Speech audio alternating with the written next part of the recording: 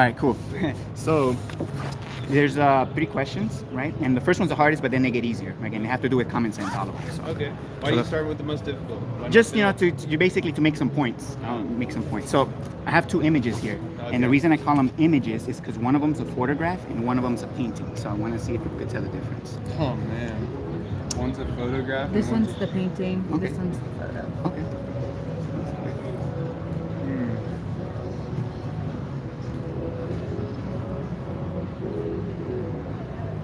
No, this is the painting. Okay. This is the photo. Okay.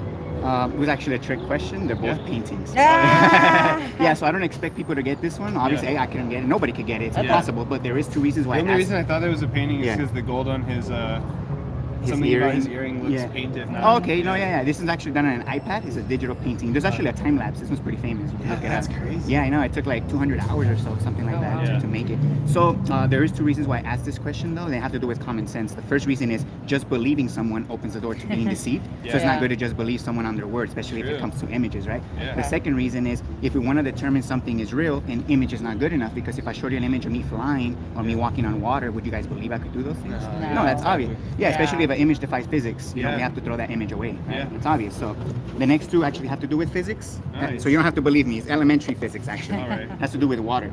Could we agree that once water is contained, like in this bottle, it always seeks its lowest point? In other words, it always goes down. Because no matter if I turn the bottle upside down, the water always goes down.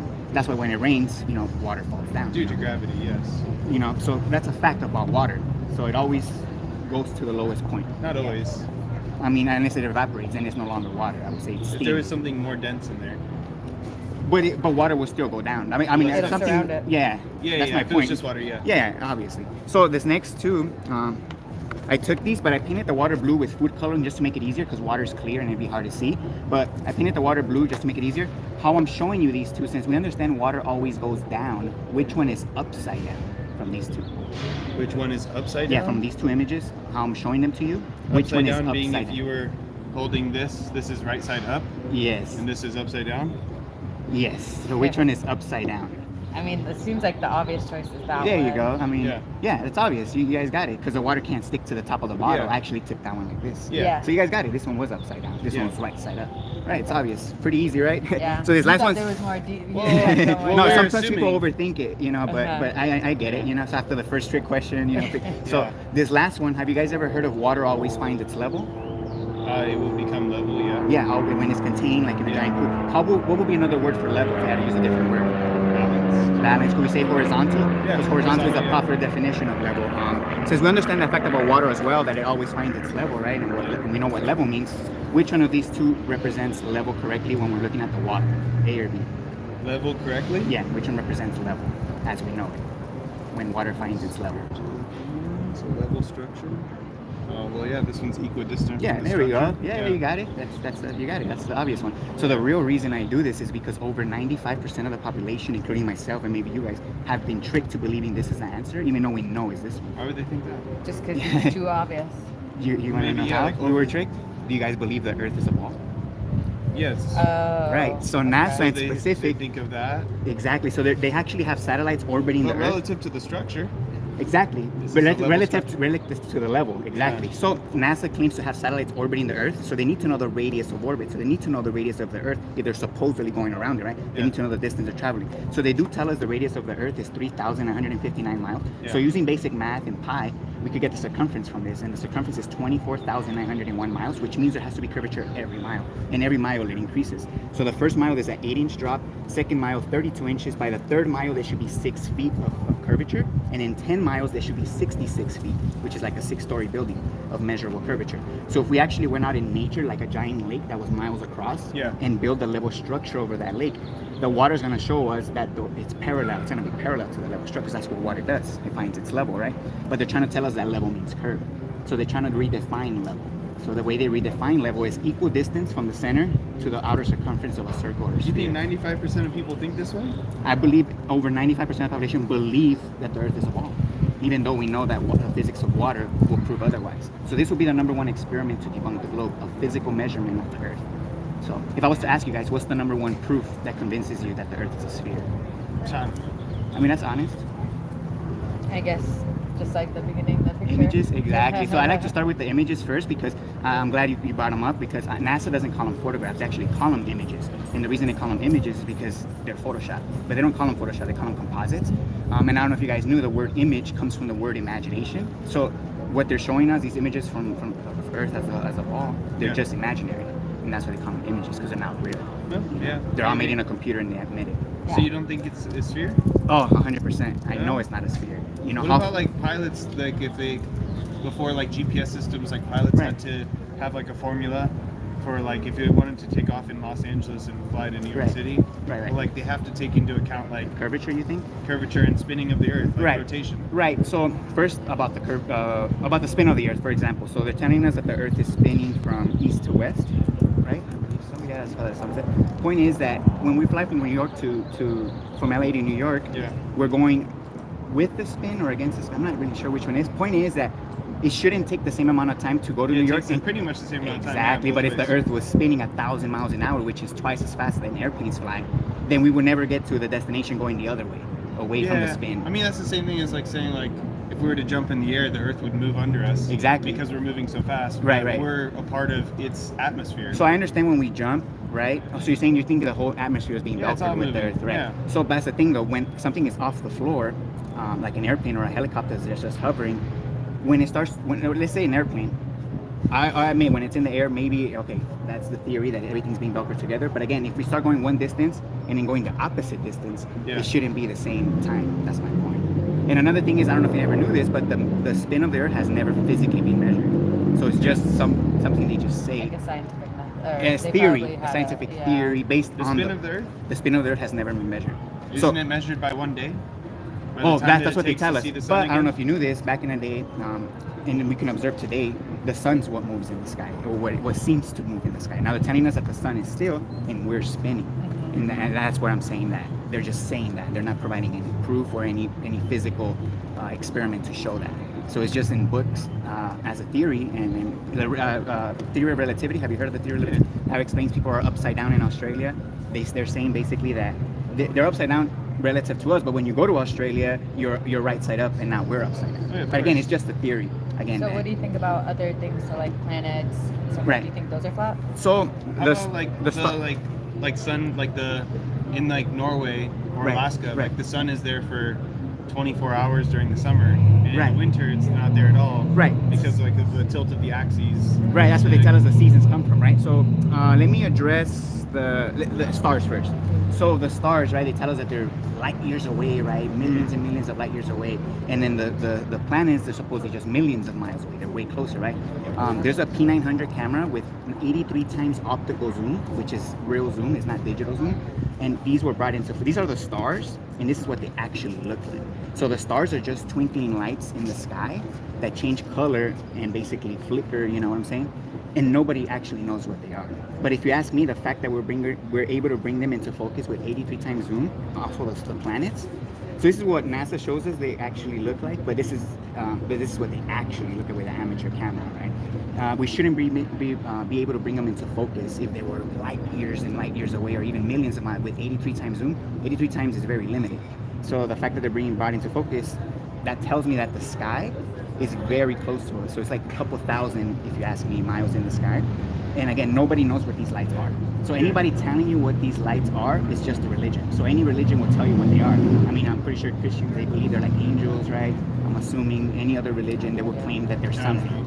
NASA tells us that they're other Earth-like planets, again, but again, nobody knows what these are.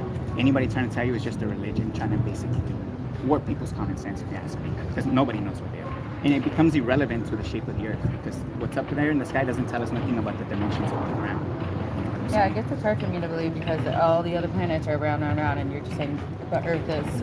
Well, that's the thing. The Earth, I would say the Earth, it's the floor of the universe, and all the lights in the sky are just part of it. Like they're just there to illuminate. Do you think everything orbits Earth? I'm sorry? Do you think everything orbits Earth? Or like so, if anything, the sky does rotate above us, if you ask me. That's my opinion. Nobody's ever actually proven that. Just like nobody's ever proven the Earth spinning. But it's obvious to me that the sky moves above us. And another thing about the stars, you know what parallax is? Parallax. So let's say I have an object here and I have another object here. If you're standing on this side, this one's going to be on your right field of view, and this one's going to be in your left field of view. When you switch to this side, this one moves to the left field of view, and then this one stays on the right field, depending on the position you are. That's parallax. There's no parallax with the stars, which there should be if we're truly shooting through space at 500,000 miles an hour and going through all these things. And there should be parallax in the sky, and there's no parallax. The sky is literally like a map that people used to use to navigate. I'm pretty sure you knew that. Yeah. They use triangulation, and triangles only work from a straight baseline. Yeah. That's how you get 90 degrees to be 40, 30, 30, and 30. If you had a curved baseline, that's like they're telling us, you wouldn't be able to triangulate with the stars. So that's another proof that the fact that we could triangulate with the stars wouldn't be possible on the globe. It has to be done from geometry. Spherical geometry. So I'm glad you brought that up. Have you heard of Euclidean plane geometry? Yeah, of course. I teach math. Oh, math. I'm glad you do. So let me show you There's this. Euclidean, and then there's like hyperbolic. So did you know that in construction and engineering, and even in flight navigation, Euclidean plane geometry is used, not spherical geometry. So everybody assumes that the Earth is a level plane. All your blueprints, everything that we use to construct is done from a datum line, which is a straight baseline. Yeah. And then that's how we get height so and depth. small relative. But again, every mile increases. So people could say it's small, maybe within 100 feet, 200 feet, even a mile. I would say 8 inches is negligible almost in a mile. But as soon as we start constructing 2, 3, 4, 5 miles, and there's a 100-mile bridge in China that exists, and there's no curvature to that bridge. You know what I'm saying? There should be miles, probably like a mile of curvature on that bridge, and there isn't. Just straight over the water, and again, parallel. So real quick, this is images of the horizon without a GoPro camera, just a standard lens. And this is about 20 miles in the sky, roughly, maybe a little bit more. And the horizon always rises with you. So if they're trying to tell us that the horizon is the curve of the Earth, where things starts to curve down, and that's why you can't see past it, then the horizon should never rise with you when you elevate. The reason why it does that is because the horizon is just an apparent thing. It's the limit of our eyesight, basically. So we do have a limit to how far we can see. Yeah, of course. Yeah, exactly. Couldn't we use like a telescope and then see freaking China? Well, that's the thing. I don't know if you know, the atmosphere is like moisture.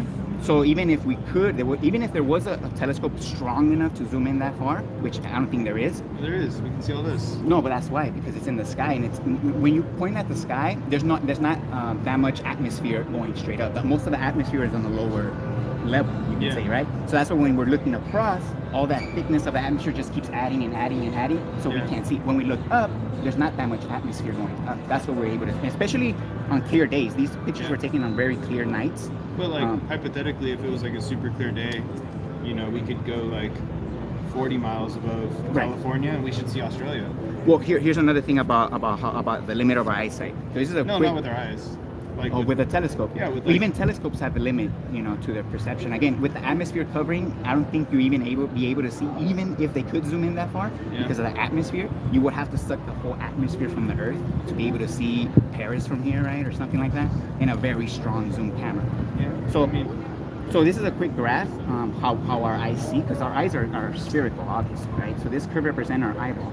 When an object above us that stays in the same altitude starts to move away, it seems to drop in our field of view. So when things go further on a distance, because they shrink, the bottom tends to shrink.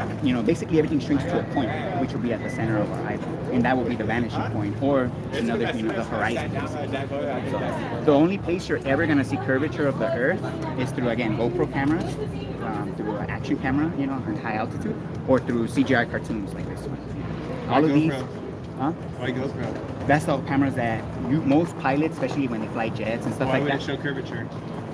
GoPros, because they have a wide-angle lens. I don't know if you knew that curves horizontal lines. It warps the image. Yeah. So that's the only way you're ever going to see curvature of the Earth is through camera effects like that, or CGI cartoons like this, or a mix of both. Sometimes they use both. They use a green screen behind with like a high-altitude GoPro, and then that's how they, in my opinion, that's how they fake the ISS supposedly. So you don't think anyone's gone to space and taken pictures? No. Then where'd they go? So I don't know if you knew. First of all, again, this is my opinion. It kind of goes off topic, but astronauts don't really go into these rockets, these fireworks. I would just call them big fireworks. The reason why I believe that, or I think that, is because, have you ever heard of the Challenger disaster? Right? Of course, yeah. Exactly. All these astronauts that were in there supposedly died, but it came out later that they're actually all alive still. You could look it I up. They don't. actually found them, and they actually way. asked them for their names and everything. And yeah, some of them still They use the same probably name. wouldn't even give their names. One said he was just the twin brother of the other guy. You know, one of the guys. So they Again, all you don't. decided to go into hiding. This is irrelevant. Again, It just doesn't. people's Yeah. stories is irrelevant. I will go with physics. So water's gonna show me who's lying and who's not. Well, no, I'm saying like you're saying no one went up and took Yeah. pictures. Where'd they all go? Like, Well, so again, nobody goes in Yeah. these rockets, and they just shoot them to the Bermuda like Triangle. even like SpaceX, they're just over there just fucking around for no reason. The- Like they don't have any intent on actually So the going people anywhere. that build these rockets, they don't Yeah. have to be in on the lie. That's why everything's compartmentalized. So No, somebody, of course, yeah, but exactly. there is people in on it. Like, The astronauts 100% are lying. so like Elon's just like totally just Elon, like bullshitting. he's He's just no, investing billions of dollars. Just no to offense be- to no Elon reason. or his person or anything, but Yeah. he's not very bright. You know, if you actually listen to him talk, you know, he gets very nervous when he's in public. You could tell like the But way yeah, I he's mean, he Yeah, has he has Asperger's autism. and Yeah. Okay, maybe that's what they said. Point is that Or that's what he said. yeah, exactly. So focusing on people's feelings or what they think, or I think it's irrelevant to establishing the objective world, what it actually is. I would say go to physics if you want to understand the geometry of the Earth and. Do you study physics? I'm sorry. Do you study physics? I don't study physics, I mean, I do because we're alive every day. Physics is No, all I mean around like us. do you study physics At a university, is what you're yeah, saying. No. Like or even like on your own in your own time reading books about physics. No. So I mean, if you want to like get the Yeah. facts, go to physics. You're saying. no, that's the thing though. I mean, with- Elon knows a fuckload of physics. he He just does. regurgitates a lot of stuff that he's been told. I mean, a lot of his like chief engineers know way too much physics. Oh yeah, when it They're comes all- to building cars and stuff, I would say yeah, his team knows a lot about cars. But He if doesn't they know all know anything. the He's physics, just like, an investor. Let's say he has like the best engineers in like all of like Right. North America that Right. he's hired. Yep. Like, you don't think that they would tell him like, sir, this isn't possible because what you're saying is doesn't exist. Well, that's the thing. All the people that work in these fields, because it's compartmentalized, they all just believe what they're told. And again, they're all doing it for money at the end of the day. They're not I'll gonna tell question you, their job. So why is it that they're trying to make us believe that it's Okay, like, I'm glad you asked. A lot of Why- people go why- that. Yeah. What's the point? Yeah, So lying so it all about it? comes down to control. So if they could get you to believe something so absurd like this, and you go on, grow up to be an adult, if you believe this, then you're willing to believe anything else these people tell you, because you're at this point if you believe this and throw your common sense away, you're giving that authority or your common sense to another human being. And now, who's to say they're not going to take advantage of you? Can I see like what you would think? So if this isn't, you know, if This is an official- this is North America, Yeah.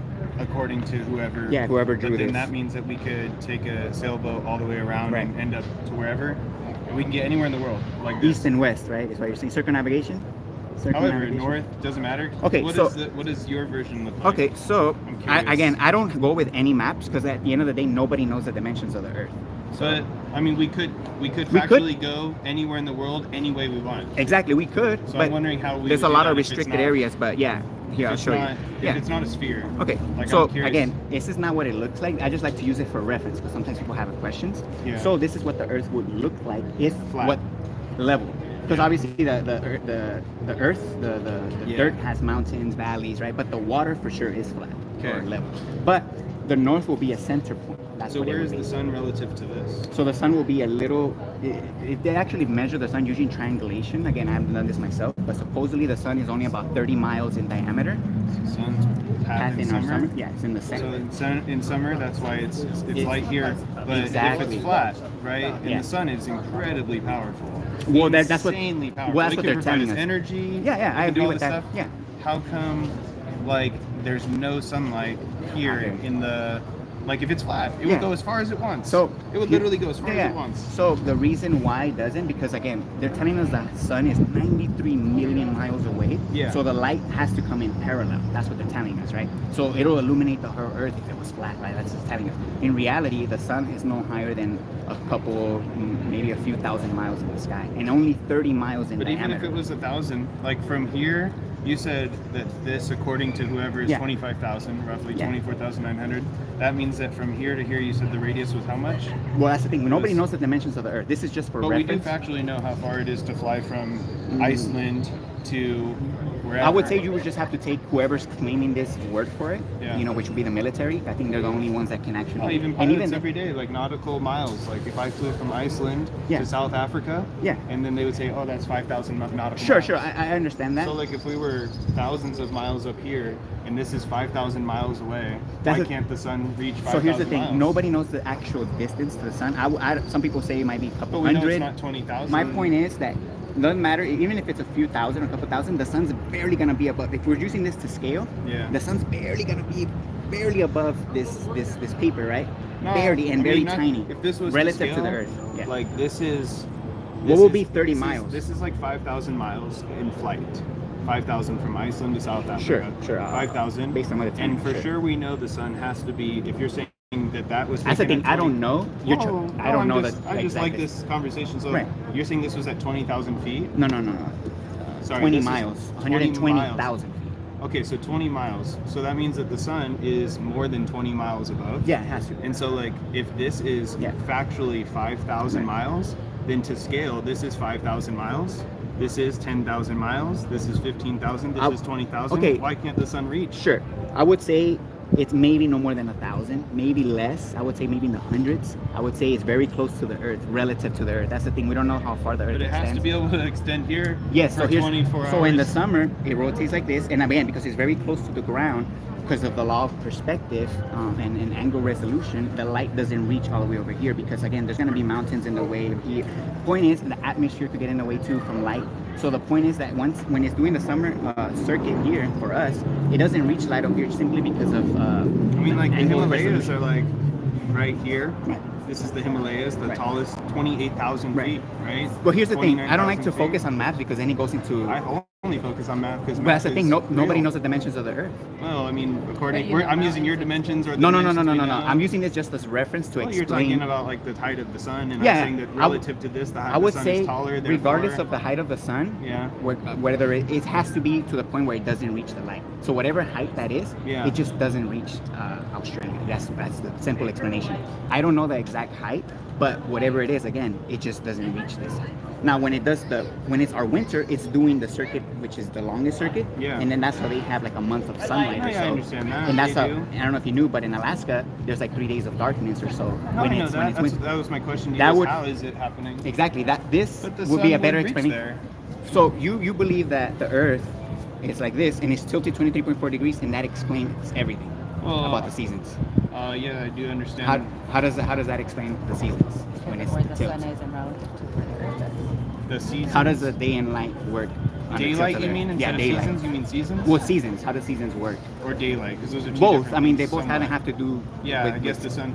So if you're like this perfectly, then and the sun's here, then everything is getting hit at some point throughout the day because 24 hours goes by. Right. You That's one, if it's straight. Everyone gets seen. But if you tilt like this, then the sun will be hitting down here, but not up here. Because as you're spinning like this, so the Earth tilts back and forth, or does it stay at its tilt? It's like this. So it's always summer for the bottom. It's always summer. Because I mean, if it stays at a 23.4 degree tilt, then it's always gonna be summer in the bottom. Oh no, it's because here's us. So it has to tilt back the other way. No, it doesn't tilt at all. No, okay, so you're incorrect with no. So if this is the sun, we're talking about this. I understand. Yeah. If this is the sun, and this is our rotation. And in 1 year, what is 1 year? It's one rotation around the sun. Sure. Yeah, that's what I'm going off of with my assumption. Sure. So if over here we're tilted at 23.5 degrees, then right now you could agree that my thumb would be getting hit by the sun in relative, but my middle finger would not. And that's why, and this would be winter up here and summer down here. But when we come around this way, we're still like this. We didn't do this. We're still like this. But now, do you agree my thumb is not getting hit, but my middle finger is? No, I see that. And that's why, and that's what the seasons are. 6 months later, we're over here. So using that same logic, I don't know if you knew, 6 months later over here, we should have a completely different sky on this side because the sun's over here. When it's nighttime, we're looking at this side. But we rotate 24 hours a day. We have the we have exactly. This different sky all day long. It goes over here, but then it still spins. The Earth completes one circuit a day, right? So it does 365 spins and one circuit around the sun for 1 year. So when it's on this side, when it's past 6 months, and it does one spin, so it's nighttime now, the Earth, and I'm not talking about going around, we should get a completely different sky 6 months later than we would in the winter. But we have the same sky in the sky. So that debunks that idea that the Earth is spinning in outer space as well. Same like with parallax. There will be parallax in the sky. But again, these are all just stories, and I admit. Do we have a different sky from here to here? We don't. We have the same sky. It should be the same. It would be different. Yeah, it will be. It will be different, but it's the same sky. Actually the same. It is the same. Yeah, you can look it up. Okay. Here's another. Yeah. So again, I don't really like to go based on semantics or hypotheticals or theories. I go with physics. I go with what I know. I understand. I don't know this. I don't know the height of the sun. Yeah. You know, but I mean, I you do say know. you go with physics, but like I do know. with all Nothing due that he's respect, I don't explaining, think there's you no have much numbers. physics. Okay, so Physics I is thought applied that too. science and math. exactly, Yeah. measurable, testable, repeatable. Yeah. Water is the number one tool for measuring level, aka horizontal. Now Yeah. they're trying to tell us that after a mile or two it starts to curve. Yeah. Well, the burden of proof is on you to prove that, because as far as I know, if I go to any lake on Earth, doesn't matter the distance of the lake, the water's always level. It's like a mirror, literally. It's perfectly still and level. And they're trying to tell me that no, it's actually curving every mile and increasing every mile. Yeah. So that claim it's going against physics as we know it, basic physics, and water to be So specific. what about the ground? I know the ground's Well, the ground getting is lower, irrelevant. So then that's Yeah. why, it starts to fill up, like you said, so it would just like level out. So you're talking about, like, what do you mean the ground? So like Like if you have a out of hole on the ocean, ground and you fill it up it's with kind water? of like, Yeah, it's a dip. you know, it kind of starts going Yeah. down. Which Water is how needs it to be builds up, contained like and a bowl, then- exactly. Yeah. So That then wouldn't work it on level this. out like that, even if the Even- ground is going down, like it's just gonna like.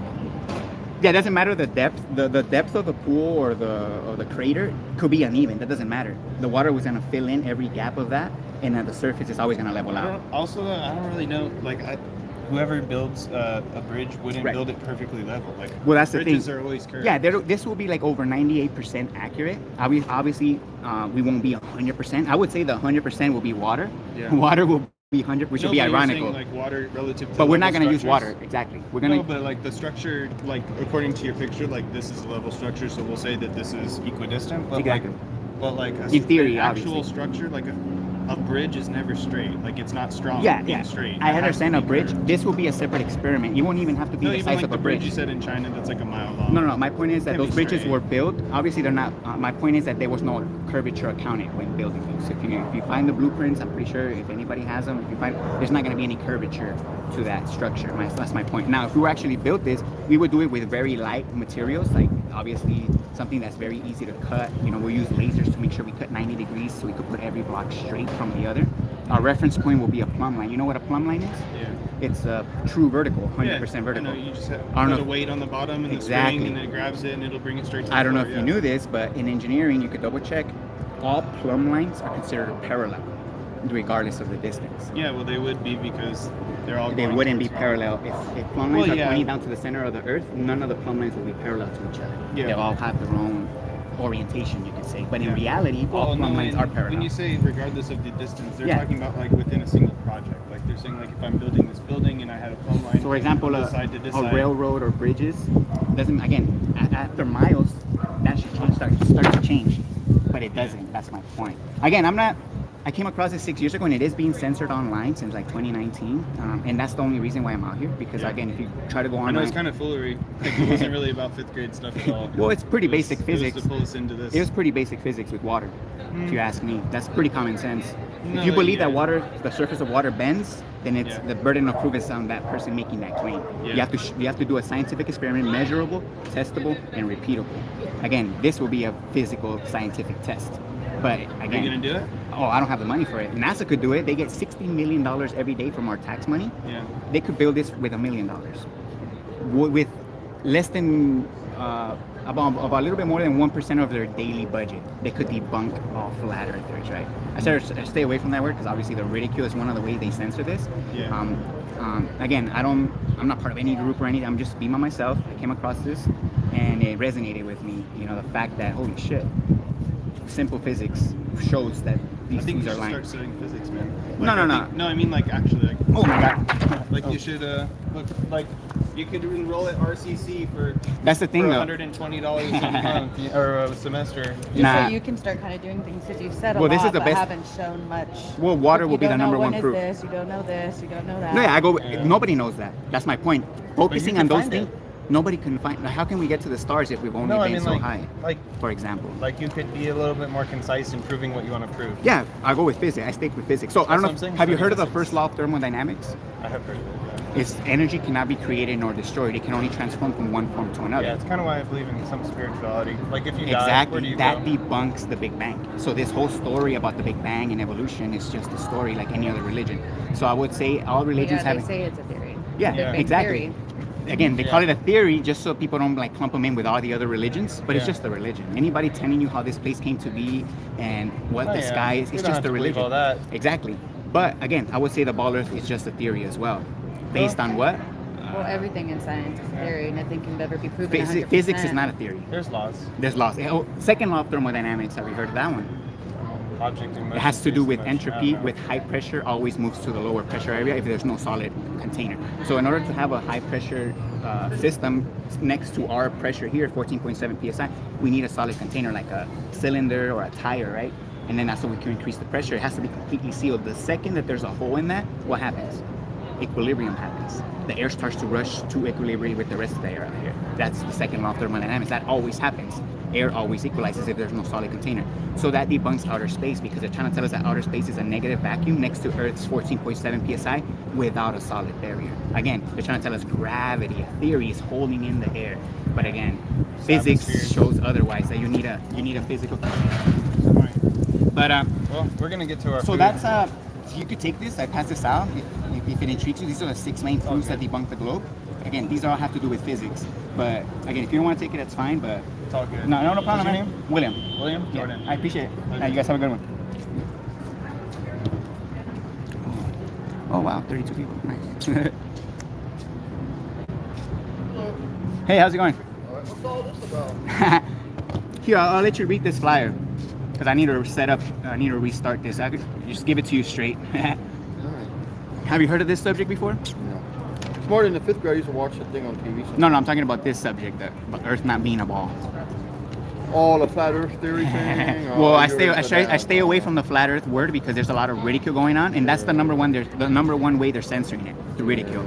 It actually has to do with physics and basic math. Oh, I've already read all this before. So you know what? You believe, huh? No, it's not a belief. It's based on physics and geometry, which is used every day in construction.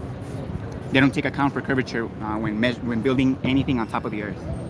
There's no curvature there. It only exists in your imagination. That's why these pictures are called images, because the word image comes from the word imagination. There's no photographs of this. They don't exist. Yeah. So again, ridicule is the number one defense this globe Earth has, and they make sure everybody heard about it, and they make sure they ridiculed it. So. All these astronauts went up there when they took pictures of everything was round, the moon, the Earth, the sun, everything. I would say all astronauts are 100% lying, but the people that work under them, like people at mission control and all that, they don't have to be in on the lie. They believe it. Even the ones who went to Mars, was it 69? Oh yeah. They took pictures, and it was everything they took was all round. Yeah, they actually have been questioned about those pictures before, and they actually showed how they faked them. There was actually a video that came out. Again, it's irrelevant because it had nothing to do with physics. It's just it's just videos. But yeah, it's been debunked many different ways. All the moon landing footage, all that. Yeah. So how long ago did you hear about flat earthers or flat Earth? I know it's a relatively new thing. Yeah, like 2016, that's when it exploded on the internet. The funny thing is, it's being censored online. I started seeing it. 2019, it's been censored. You gotta ask yourself, why is it being censored if it's so ridiculous?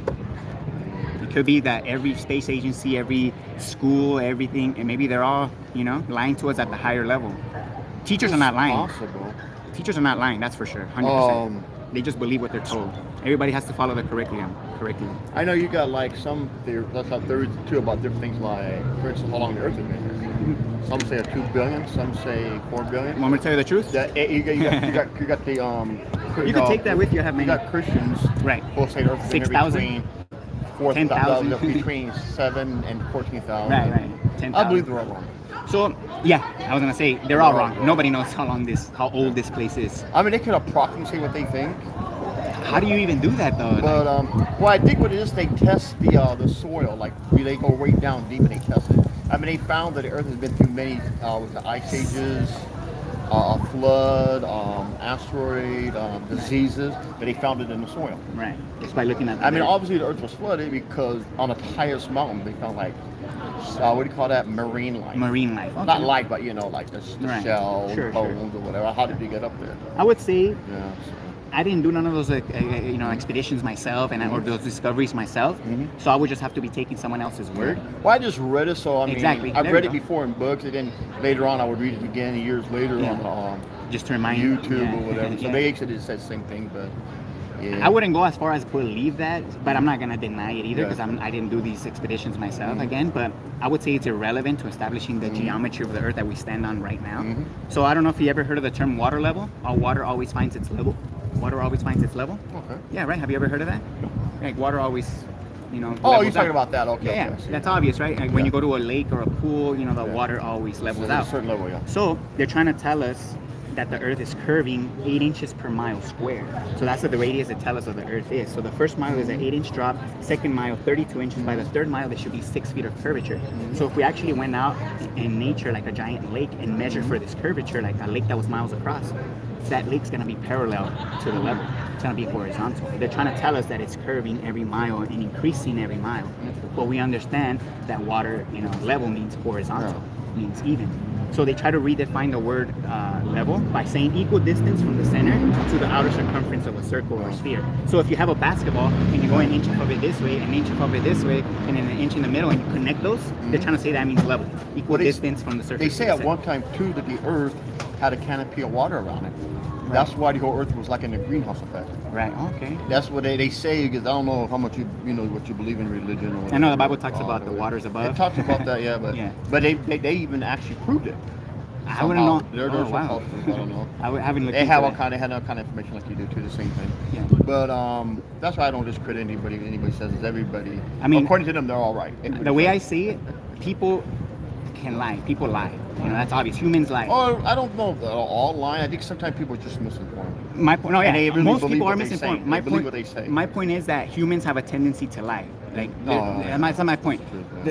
Physics doesn't lie. Yeah. Having an understanding in physics that physics well, can science lie. too. Science. Well, science has to be Especially measurable. Science fact. Yeah, exactly. Science is measurable, testable, repeatable. Science has nothing to do with theories. Yeah. So when they say scientific theories, that's just playing on people's minds, trying to trick people. If you ask me, the word theory should never be in the same word. Like on the with Earth, science. there's been many near extinction periods. Many. There's been many beings on this Earth, different beings on this Earth. I mean, they said scientists proved it. Well, their proof anyway. Whatever that proof is. I don't know exactly. They make these claims. Yeah. But then it would make sense what they said because of all the bones they found, like of giants. The bones they found of the I've heard of those. Of the prehistoric animals. Right. But there's actually different periods. There's the Cretaceous, the prehistoric, the Jurassic. Those different periods of these animals. Many of these animals never saw each other. Right. Like you see in the movies and they're fighting. You never saw like Triceratops and the what do you call it? Triceratops and the Tyrannosaurus Rex. They never met each other. They never fought each other. Will it surprise you to know? They're like 65 million years or 90 million years apart. No. Will it surprise you to know that all these skeletons of dinosaurs and everything they show us in museums are not real? I don't know about all. They admit they're not real. They say they have the real ones in somewhere locked up. Well, I guess they would be. Somebody would probably try to take them. No, another thing is if you're become like I forgot what they're called, the study of dinosaurs. I forgot what they're called. If you go into that field and you try to study these real dinosaur bones, they won't allow you to. So you got to be part of their little club to then be able to. So if you ask me, they're just faking it out. Yeah, but I know there's real bones out there, but if they're hiding them, they probably really are. They could be old bones of elephants. They say that they found old bones of elephants and other animals, large animals like giraffes, and they're just claiming that they're dinosaurs. That's the story, the other side of the story. Exactly. But the Bible never explains these talks about the animals well because those things were long gone before all this happened. Maybe. But the thing with Adam and Eve, that was just another period in time. Yeah, right. But the Earth has gone through, like I said, it's been gone through many near extinction periods. I mean, that's like if you read in the Bible, it says, in the beginning it was the heavens and the earth. Right. In the beginning it was the heavens and the earth, and then the ED at the end of it, it was already done. And you read a little further, then everything's chaotic. Everything is dark, there's only water. And I was like, of course, something happened. Right. So with some kind of judgment cast, everything became dark, but there's still water. Yeah. Water is the blood of every planet. Without water, you have nothing. Yeah. You have Mars. Well, I guess Mars, if you ask me, they show us this, right? I would say that's a cartoon, and they admit these are CGI composites. Okay. This is what it actually looks like. If you zoom in with an actual telescope, this is an 82 times optical zoom, and we're able to bring the planets, and the stars in with the same focus, telling us they're both in the same distance. So they're just, if you ask me, the stars and the planets. I don't know if you knew the word planet comes from the word wandering. So they used to be called wandering stars. So they used to be called planets before. They were just called wandering stars. And it's because they have their own unique path in the sky. These are all fixed. But if you ask me, it's just the map. They could be wandering around all over the place, but they pass through each other. But that's the thing. I don't even know if they're physical. They could just be a light. That's, you know how when you fly in a flash, you know. Well, they've actually. We don't know what they are. So NASA says they send rovers and stuff to Mars. They claim to do that, but we'll again. see. And they said they've been on the moon too. Yeah. But then I heard other theories too. We can't actually break out of our. Nobody can break out. Now of they're the saying we atmosphere. can't go out of the Van Allen belt, right? Something like that. They said, okay, what it the was radiation belt. Some guy, I guess he had a lot of money, whatever. He built his own little thing to try to Spaceship get or whatever. Right? He said he only went so far and he hit something up there and it came back down. Oh wow! It went, bing, and I it came did right see. back down. I seen a video of an amateur rocket. It's a small rocket. Nobody was riding it. Yeah. It was an amateur company supposedly that shot this rocket up, and it went up like 73 miles in the sky. And you could see the video. You could see the whole video, and it's spinning, going up, and then it just literally stops out of nowhere. Just stops. It just hit something. It hit something. Now, people would say, oh, that's the radiation belt, right? That's why it can't go higher. But if you ask me, we have air pressure here, right? 14.7 psi. That's how we're able to breathe. If you ask me, the air we have here is being contained somehow. Yeah. So if you ask me, you heard of the dome theory that's in the Bible, the firmament, right? I would say that theory is way more logical than the outer space theory. Yeah. Now, the thing with the planets, if they're round on that's not really... It's irrelevant. That's not too important to me. But the thing is, though, what they said about about the ships over that, I kind of do believe, because if you look at what they were so-called on Mars, you see things that just don't look right. Well, the images Like are you showing couldn't us see no stars, and if, I mean, if they were actually, if they're on the moon is higher than the Earth. Right. They should have been able to see stars from even all over more, the and then place. there's no light pollution. Yeah, there's like no we have light, here. so they should have been able to see stars. No, everywhere. yeah, there's so many anomalies with those So that didn't videos. make no sense. And then they said, then you got others who said that they couldn't break out of the Earth's atmosphere, and that they might not be. Right. They might not can be. Right. There's a lot. Maybe it's easier for something to come in than something to go out. Well, again, I would say any stories about outer space, I would say it's irrelevant until we can establish what Earth actually is. Because if we could prove that the Earth is level and not a sphere, then that's going to change everything. All these theories about the sky are going to change. But if you read the Bible, I don't know how much you know. I think it's somewhere in Job. I forgot where it's at, but it's somewhere in the book of Job. It says the Earth is a giant sphere. A And sphere? a spear is Oh, a spear. A spear, round, like not like a spear, like you know a spear, but a spear like you're talking like something round. So You're talking about sphere. Spear. The spear, like something round. Sphere, I round. can't pronounce it. Oh, okay, yeah, sphere. I never actually heard about that. In the Bible, it says it's a giant spear, so that would be round. I don't know. Me, myself, I really never thought of it. It was never really that important. But the thing is, what wasn't important, though, and I thought it was pretty interesting. I don't know important, but interesting, about us getting out of the atmosphere now. Right. No, yeah. I don't think we can. Nobody because can. that stuff they sell on the moon, it all looked totally fake. Right. It all looked totally fake. And, Yeah. And then they say the way there was so much dust, well, they should have been buried in moon dust. The way they were. That's true too. Every time they kick something, the dust would just be like everywhere. No, that's true. And it no, wasn't. but no, yeah. And then you can actually see wires when they're trying to walk. You can see the reflection of light on the wire that's holding them. It's so totally fake. It's so ridiculous, man. But here's the explanation that a lot of believers, hardcore believers in that, will say. Oh, that is a recreation of it because they're hiding the real footage. Yeah. That's what people would say to try to defend it. But they said they didn't want to go back to Mars with those beings up there or something. Oh my God, all these stories again, they're just trying to keep us from understanding basic physics. Water is going to show us that the Earth is level. Have you heard of the term sea level? What now? Sea level. The ocean's sea level. They call it sea level, right? That's how they're able to measure depth and height from the horizontal, from the baseline. That's why the term sea level is used. But if for the the case, see, here's another thing when I think about when I talk about the flat Earth, or round Earth, whatever. Yeah. I would think it would be round now because they said there's a continent inside the Earth. A continent? A continent inside the Earth. Inside the Earth. You're talking about hollow Earth now. Yeah, they said there's something Earth. inside. And if it's like that, then it couldn't be round. If there's something. Well, if it's something inside the Earth, it could simply just be underneath. Yeah. It doesn't have to be round, if you ask me. Yeah. It could just be underneath the ground. You know, it could fit in both models. If it was a hollow Earth, like a city underneath us, right, or something, or a continent, like you So, said. how long have you studied this stuff? So I came across this in 2016. So when it started. When I explored it on the internet, that's when I came across it. And I've noticed that it's being censored online now, so you won't get anything real that's recommended to you that's about this subject. Like they won't recommend any real channels online anymore. So that's how they're censoring. They're controlling the algorithms, and they're pumping up. Did that say Trump or something? No. I thought it said Trump. No. Who's a Trump supporter? So that literally That explains it. Yeah. So I would say politics is just another distraction to keep us from exploring what this place actually is. So it's all about control. They just want to control us. It is control, but you think about it, Yeah. especially in the United States, we're the only country, I think, on this planet that's separated by race, politics, and religion. I would say the UK is a little bit like that, but we're like the main one. Yeah, we're the ones that kind of like introduced it to the world. Because you could be born in Spain, no matter what color you are, you're Spaniard. Yeah, exactly. If you're born in England, no matter what color you are, you're English. Yeah, yeah. They're not as racist as they are here, I guess. Well, not as racist, you know. Yes. But you know, unfortunately, you're going to find it everywhere. So. But racism is everywhere, especially here. It's like it's on an epic scale. You got to admit it here. Yeah. Because my mom and dad were from other countries. Yeah. You know, even though they didn't teach me Spanish, my mom was born in Spain, and my dad was born in Puerto Rico, so I'm half Puerto Rican, half Spaniard. Oh, okay. Oh, that's cool. And they didn't teach us about this racist stuff. So, you know, right. I grew up in an all-black neighborhood. Well, guess what? When it was like Martin Luther King, you know, Black Month, History Month, yeah. Martin Luther King Day, I was getting my ass whipped. They're showing Roots and all these other things. Yeah. You heard of Roots, right? Well, it shows a bunch of black slaves getting beaten and killed Oh, and raped okay, and starved okay, and yeah. shit. And they're showing this, and I know every time they're going to show this, I'm going to get my ass kicked. Yeah. Well, I didn't know what was going on, but my mom and dad never taught us about racism. Right. You know, but they didn't have that. I would say people that are racist, I would just say they're mentally ill. I would say racism is not a real thing. It's just something that you have to get over in your mind that you were taught, and it has to be taught. Yeah. Because it's not something I that... was never taught that. And then my mom and dad, they never really taught us really about religion, even though they were hardcore Catholic. I remember my mom said, because in Spain, I think, you know, her family bloodline has been Catholic as far as she can remember. But I don't know when the Catholics started, like 1,800 years ago, 1,600 years ago, whatever it was. Her family bloodline has been, you know, her family has been Catholic all the way straight down. Said anything with my dad. Right. You know, Puerto Rico, a lot of the majority of them are Catholic. Right. Oh yeah. I actually grew up Catholic myself.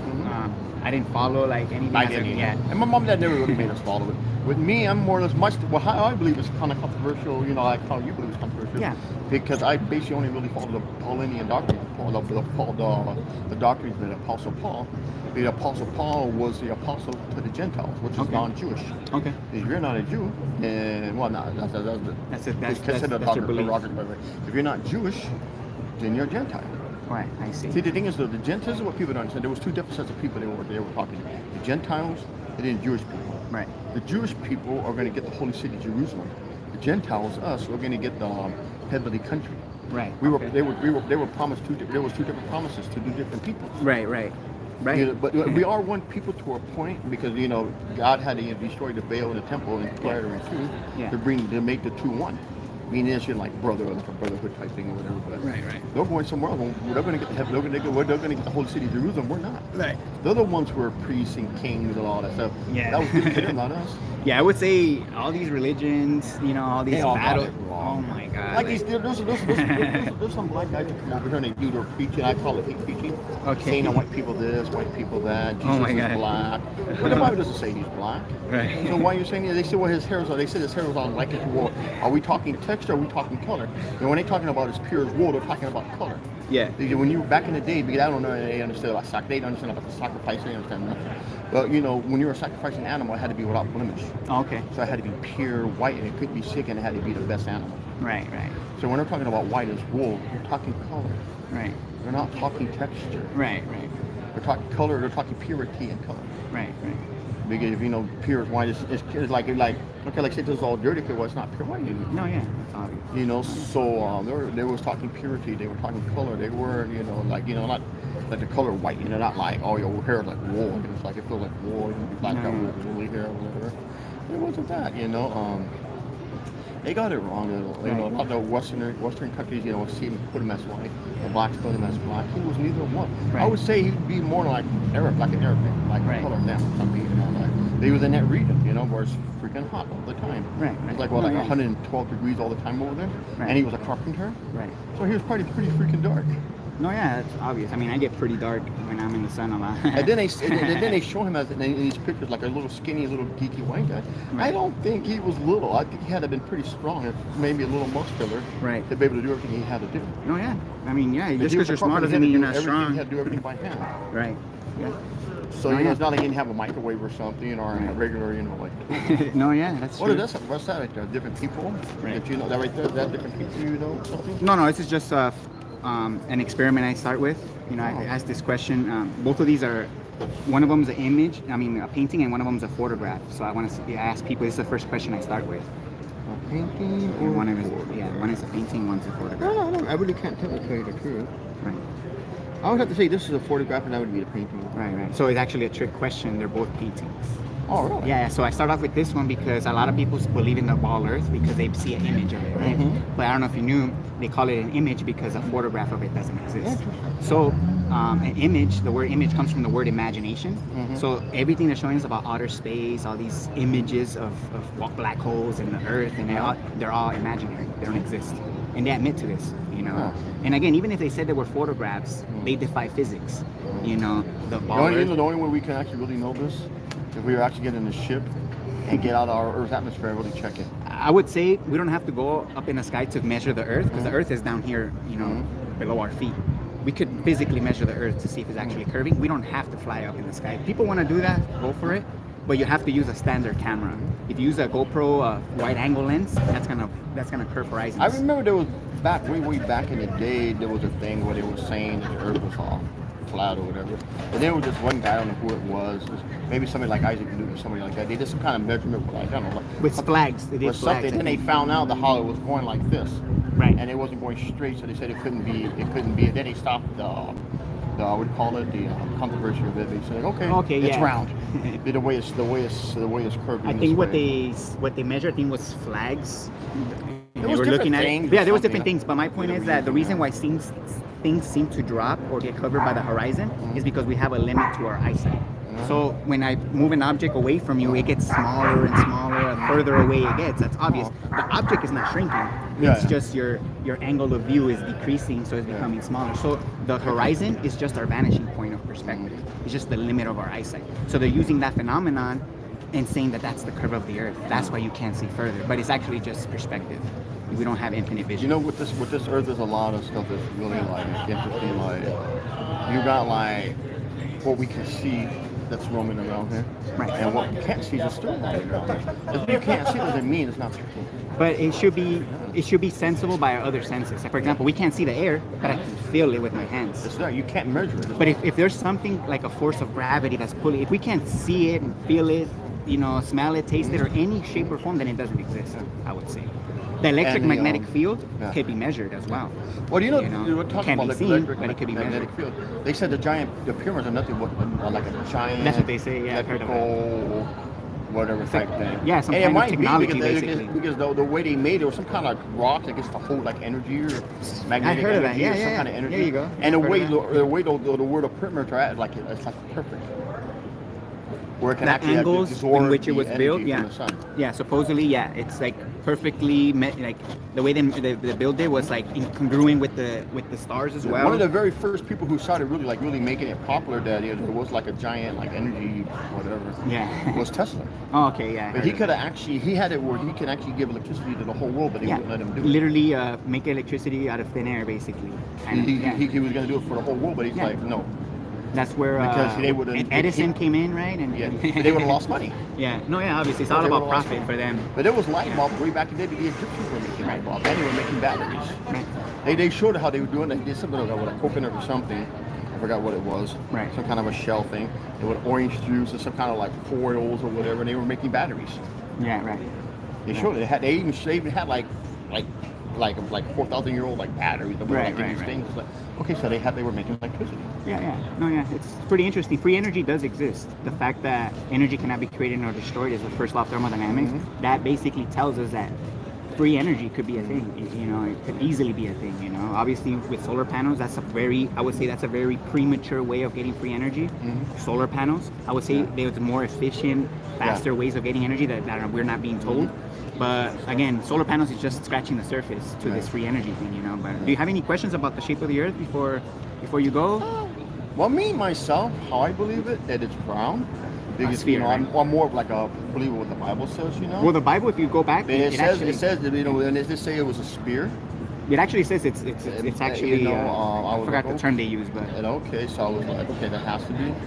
But I've heard of a flat Earth theory too, but it didn't really start getting popular till like you said, 2016. But there was in times past it was talked about, but then they say, well, if the Earth was flat, then when you sail the seas, would we fall off the edge?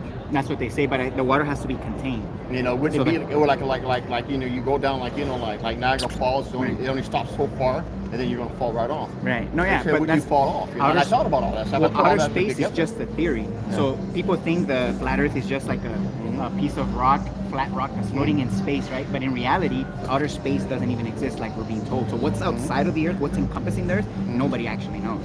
So where's the water gonna fall to? Like, I don't know. Outer space doesn't exist. Again, it's just a theory. So the water is being contained, if you ask me, by the continents, and I think that's where the word continent comes from the word container, because the continents have to be at higher elevation to hold the water in from overflowing well, too, or they say causing floods. something. We don't feel it because you know the Earth is so huge, but the Earth is spinning at a certain speed. That's what they tell us. It's at a certain axis, which Right. is spinning at a certain speed. That speed and axis has never actually been measured. You know, so they said that's what's keeping us, what's holding it in. Right. But here's the thing is that there's so many theories, there's so much that we still have to learn. Even with history, it's a lie. They say that Columbus found America first. Yeah, We did. that's obviously, yeah. The Vikings were here before him. The ancient Chinese were here before him. The reality, nobody knows. They found no, but they do know. But they found the ancient Chinese. They found they had like a special like anchors or whatever. They found them all off the coast right there. Okay. So they were there. Well, I And then wasn't with there, so I couldn't agree with it or disagree with it. Then they found like with the Vikings, like their armor, swords or whatever. Right. But the Native Americans broke them off. Right. Are you taping me? Oh, that one's recording, but this one's recording me. This one's. Oh, okay. I really don't want to be taped. So. All right. Well, thanks for having the chat. Okay. All right. I hope you take me off. Oh yeah, we'll do. But yeah, they said that that Native Americans supposedly chased them off. Right. I was talking to an old Native American man, and I can't say he was lying. Right. Their history is actually pretty good. Everything is by mouth, so they're actually pretty good at remembering stories. No, yeah, appreciate it, man. Thank you. All righty. Hey, have a good one.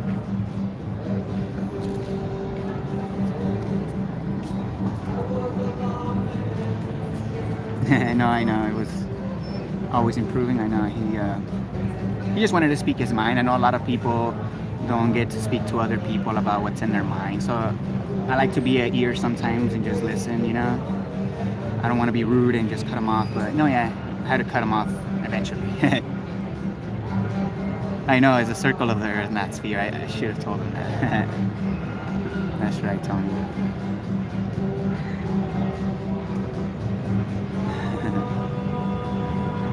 Yeah. Oh, man. That one did go a little longer than I would like.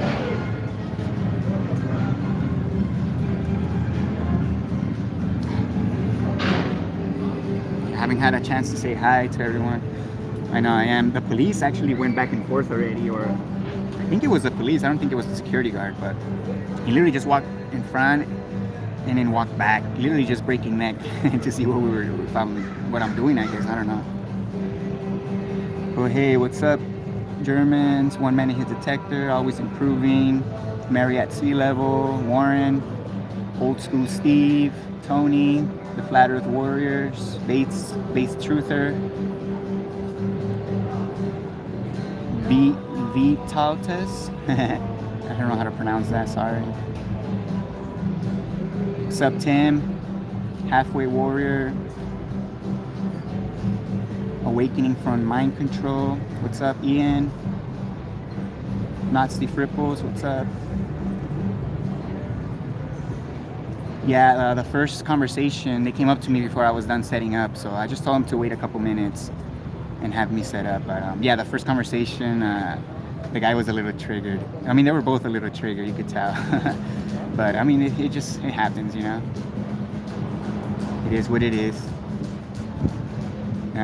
Thanks, Bates Truther. I know it does. I do get a little lazy too coming out here sometimes. But you know, something I gotta get over myself as well. What's up, John D?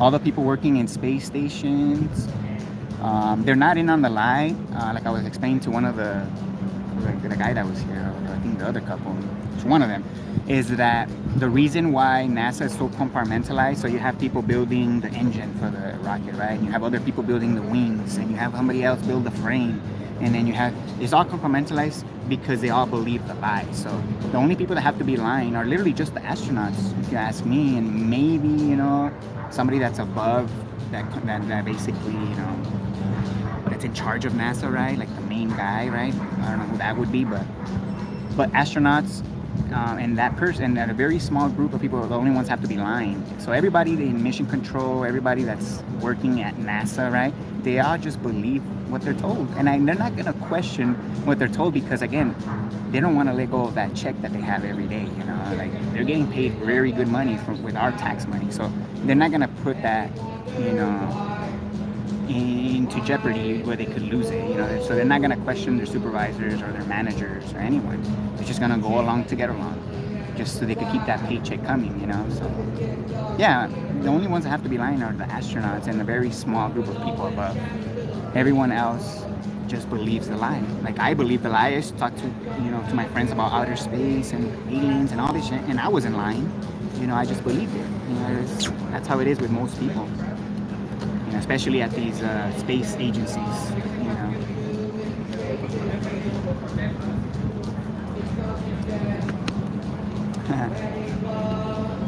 What's up, Setnig? I know.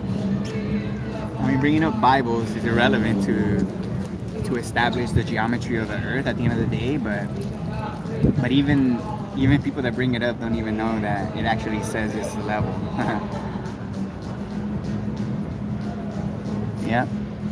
Yeah, that's why, you know, I respect people's beliefs and, you know, if they have faith in religion and stuff like that, but I personally try to stay away from religion, especially when it comes to finding out what this place actually is. I don't think a book is going to tell us more than you know, if we actually explore.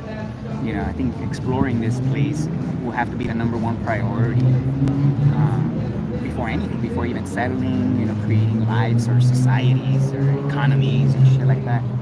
Exploration will have to be first, you know, and to be honest, religion doesn't fit anywhere in that, if you ask me, of exploring and living life and, you know, showing compassion, all this stuff.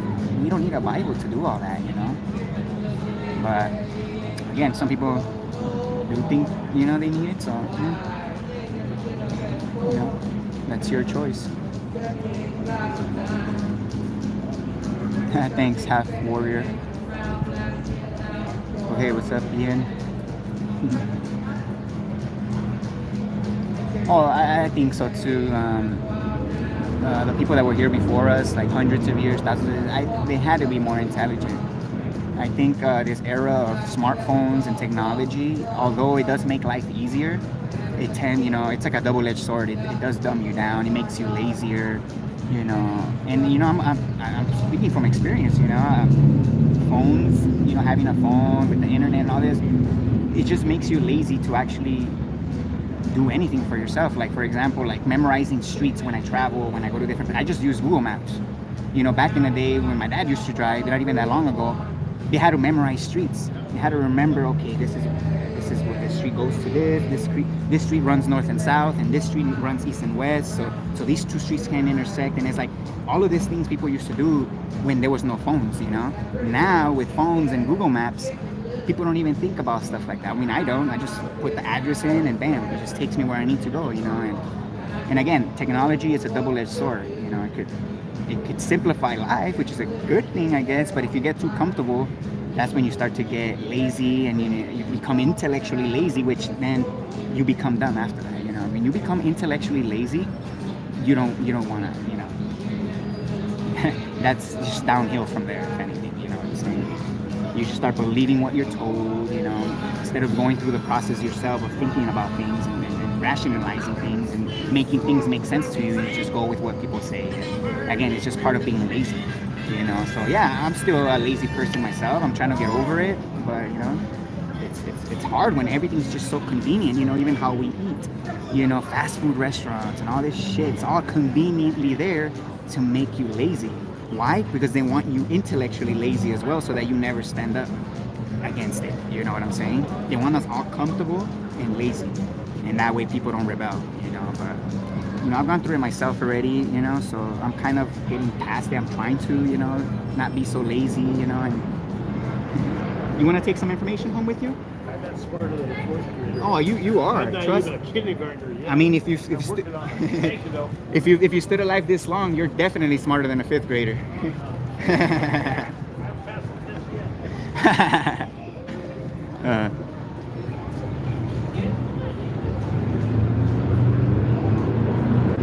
No, yeah, that's true. You know, Mary at sea level, you start looking around you stop looking around you when you're just, you know, looking at a map and following it. You know, you know, the whole world is around you and we're not even paying attention. You know, that's another thing about having phones, and that, you know, again, I'm not perfect. I'm still going through it as well, you know. It's just an addiction at the end of the day. Being comfortable can be addicting. Being in a comfortable place or being in a comfortable position can be addicting. You know, and again, that could be detrimental at the end of the day. So addictions that are detrimental to you, I think, are not good, obviously. You know, it's just going to lead to a place you don't want to be, if you ask me. You know, and a lot of people are in that same position. They look around, everybody's in that same position, so they feel comfortable being in a shitty position, you know, because everybody else is in it. You know, the way it is. Hey, how's it going? You want to give it a shot? 3 very easy questions. He does. How old are you? If you don't mind me asking. 9. Oh, you're 9. You're 4th grade? Going on 4th grade. 3rd grade. I'm Okay. going to 4th. Okay, cool. You guys can actually all try it together. It's actually mainly for adults, but kids can do it too, you know. Oh, okay. So the first one's the hardest, and they're all multiple choice, but then they get easier. So I have 2 images here, and the reason I call them images is because one of them's a photograph and one of them's a painting. So I want to see. So say again, what's a photograph? One's a photograph and one's a painting. So I want to see if people could tell the difference. Which one's the photograph and which one's a painting. Photograph. Okay. Dating. Okay. Me too. Yeah, that's the main thing. Okay.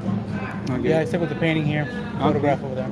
Okay. So it's actually a trick question. They're both paintings. So, Oh, really? yeah, so I don't expect people to get this one because it's impossible to tell. These are very realistic, you know. So this one's a digital painting done on an iPad, and then this is an oil painting. Really? So there is 2 reasons why I asked this question, and they have to do with common sense. The first reason is just believing someone opens the door to being deceived, right? Because you guys believe me that one's a photograph, that influences your choice, right? So it's not good to just believe someone, obviously. And the second reason is if you want to determine something is real, an image is not good enough. Because if I show you an image of me flying or me walking on water, would you guys believe I could do those things? No. No, right? Especially because it defies physics. You know, if an image defies physics. So these next 2 have to do with water, elementary physics. So could we agree once water is contained like in this bottle, it always seeks the lowest point? In other words, it always goes down. Because I could turn the bottle upside down, but water always goes down. That's a fact. You know, water always seeks its lowest point. So since we understand that fact about water, it always goes down. How I'm showing you these 2, I painted the water blue with food coloring just to make it easier. But how I'm showing you these 2, since we understand water always goes down, which one is upside down from these 2? That one would be over. Hey, there you go. Okay, you guys agree with her? You don't I like the picture just flipped over. There you go. Okay, so this one was the upside down one because obviously the water can't stick to the top. I Right, thought so it you was got- another trick. No. So I took it like that. That's how I took it, holding it up to the ceiling. So yeah. So I mean, pretty easy. So the last one's even easier. Have you guys heard of water always finds its level? Right? When you're in a pool, right? What would be another word for level? We got to use a different word. What's another word for level? No, level as in like something that's level. Okay, that's it's actually horizontal will be the proper definition. So that was pretty close. So yeah, level means horizontal. So since we understand that fact about water as well, it always finds its level, and we know what level means. Which one of these 2 represents level correctly when we're looking at the water? A or B? Ready? Yeah. Yeah. What is the question? Which one represents level? A or B when it comes to the water?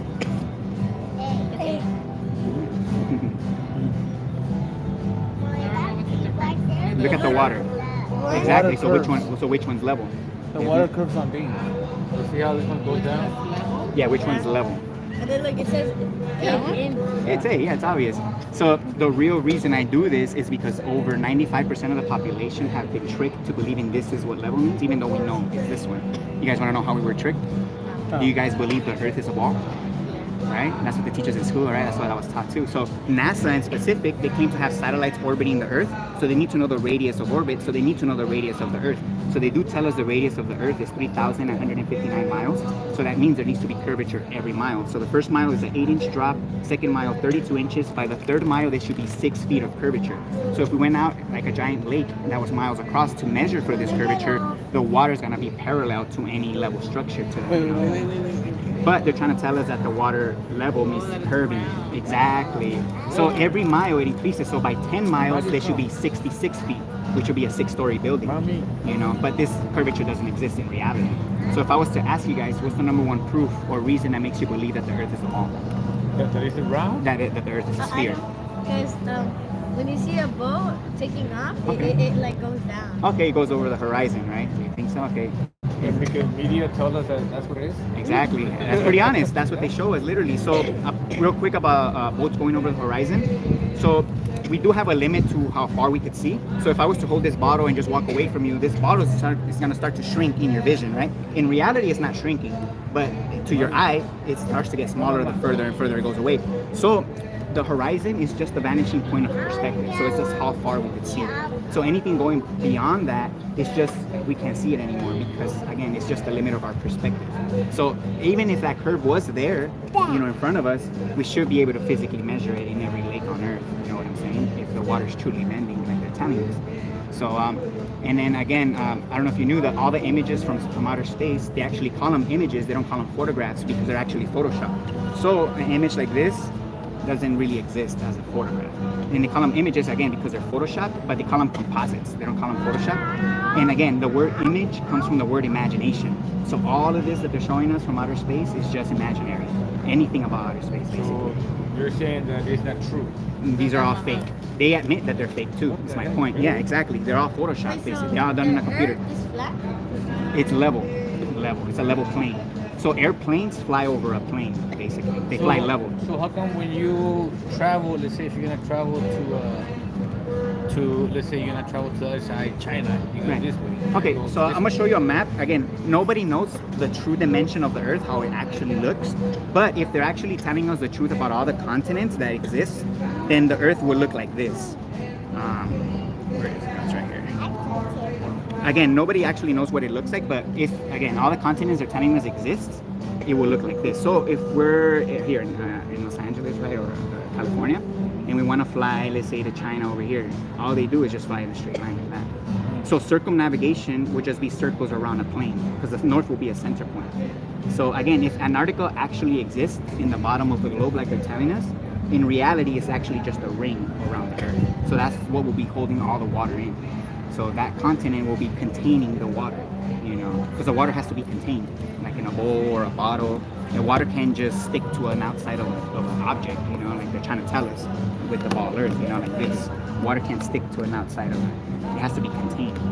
But then where gravity comes. So gravity, I'm glad you brought it up. First of all, when it comes to establishing the shape of the Earth, gravity is a false argument. And the reason why is because the reason why things fall, like if I drop this and it falls, that tells us nothing about physically measuring long distance for curvature, right?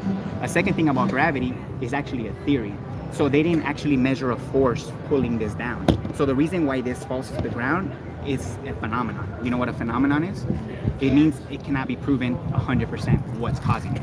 So what they measured was the rate of speed. They measured 9.8 meters per second, and that's the rate in which objects take to reach the ground.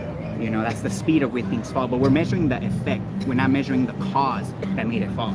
But again, at the end of the day, if gravity was real and truly bending the oceans and all the waters on Earth, we should be able to physically measure for that curvature. So this will be the #1 experiment to debunk the globe. And you're never gonna see this experiment in the mainstream because obviously they're avoiding this.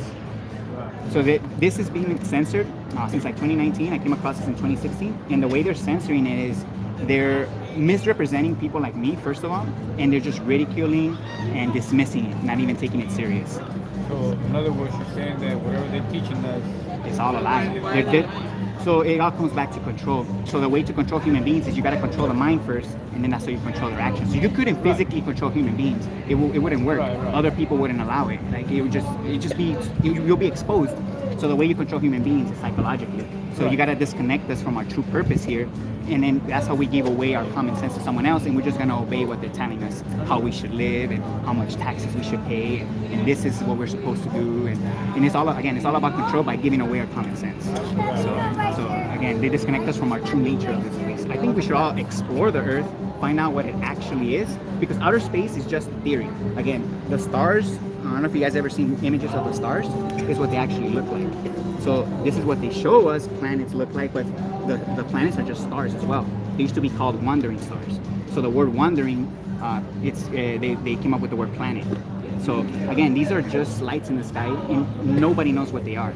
So outer space is just a theory. So if the government pretty much is making us believe that this is this, and this, who is trying to make us believe that this is what it is? No. Again, I don't go with maps. I don't know how the Earth actually looks. No, I'm saying, but who is going saying that this is wrong? Oh, physics. So the fact that we understand water level in every lake, every ocean, even the term sea level. Have you guys heard of sea level? Yeah, level mean horizontal. That's how we're able to construct and build. So Euclidean plane geometry is the geometry used to build everything we see. So from railroads to bridges to buildings, everything. And it's all done from a baseline, with the assumption that the Earth is a plane, a level plane, not a curve. You know what I'm saying? Yeah. So all the blueprints, everything shows us that the Earth is level. You know, everything real, that's physical. Only theories and only books are gonna tell us, like a Bible. They're gonna try to tell us that it's something that it's not. You know what I'm saying? Anybody telling you what the sky actually is, it's just a religion. I mean, Christians will tell you that the stars are angels, right? Other religions will probably say they're other stuff, you know. NASA, government, tries to tell us that they're other Earth-like planets. But again, it's just lights in the sky. Nobody knows what they are. If you ask me, the sky is just a map for us to navigate this place. You know, I don't know if you knew sailors back in the day, and people used to use the stars to navigate. Navigation, using triangles, can only work from a straight baseline, because that's how you add up 90 degrees, using triangles. If it was from a curve, navigation, using triangulation wouldn't work.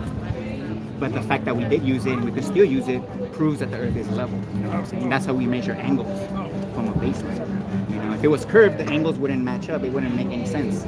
So we couldn't navigate, you know, using triangles. But we do. So yeah, I do have some information here that you guys can take home, check it out, because it is being censored.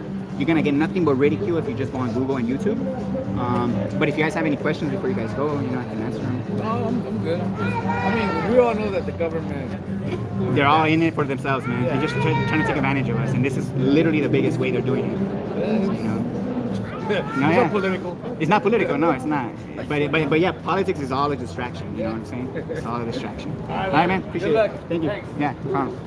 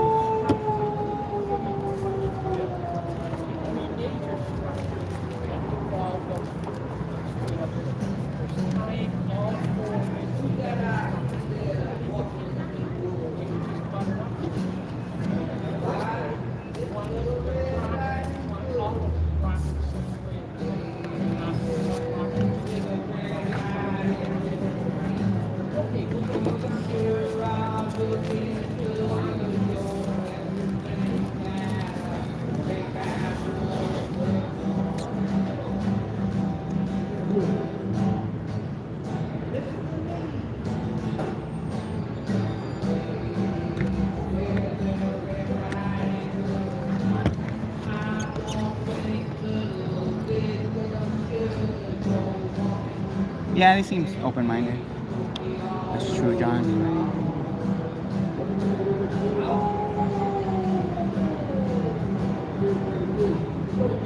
What's up, Dan?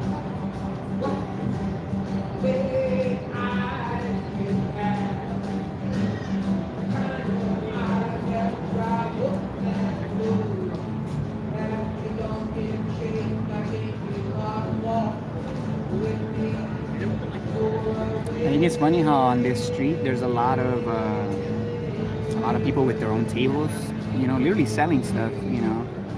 Not that it matters to me, but I think it's funny how as soon as I set up, the security guards, you know, especially I don't know if it was police officers, started walking up and down right here. There's another security guard over there just looking, just to see, like, I guess if I'm not selling anything, it's like what are you doing here, right? But luckily they didn't come up to me. This is clearly open to the public right here, always. It's a street, literally. Yeah, I thought that was interesting.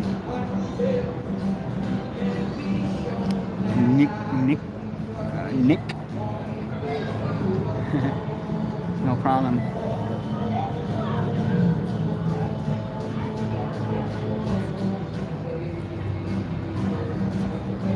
I think astronauts do lie to their families the entire time, and do sign NDAs. 100%. All astronauts sign NDAs. I mean, anybody that works for NASA signs NDAs.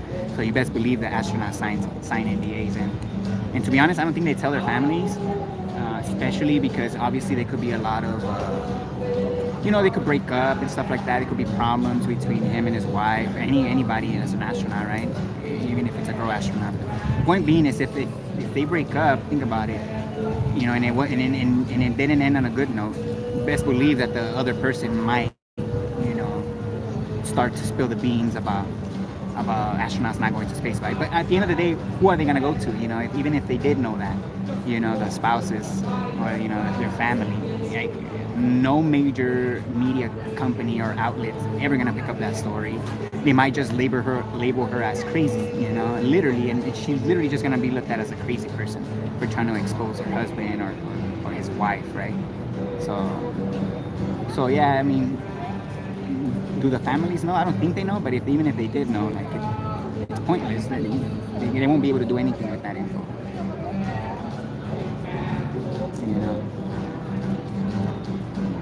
Unless they have like their own platform and they're kind of famous themselves. But even then, they'll just play the crazy card, Yeah, but no, yeah, people are stuck in their beliefs, man. It's crazy. Like, you start talking about physics, and it's like, well, you never studied, you didn't go to a university, so what do you know about physics? So I need to be told about physics. I can't just experiment and find things. How are discoveries made in physics? People have to ask them. Like, you didn't read about it in a book. you had to go out in nature and experiment. And that's how we advance physics. Like, people just didn't create this cell phone or technology just by reading a book. They had to test the stuff. The book came after. Like, that's what people need to realize. The book, all this instructions, all this, that's what books are, basically. Like, if they're scientific books, they're just instruction books. If they can't be put into practice, that science that's in that book, then it's not science, it's pseudoscience, you know what I'm saying? So yeah, when people say, like, oh, have you studied physics? Like what does that even mean? Like I need approval from someone else to talk about physics, or it just doesn't make any sense to me. But again, that's the state of the world that we're in. It's pretty crazy, man. Here's what I was thinking about it, because obviously to have a degree, like a master's degree, right, or a PhD, right, somebody that already has that degree or someone that's qualified has to approve it, right? So here's where my thought takes me. So if everybody that has a PhD or a master's or any degree has to be approved by someone else that already did it, how did the first person to ever get a degree get a degree?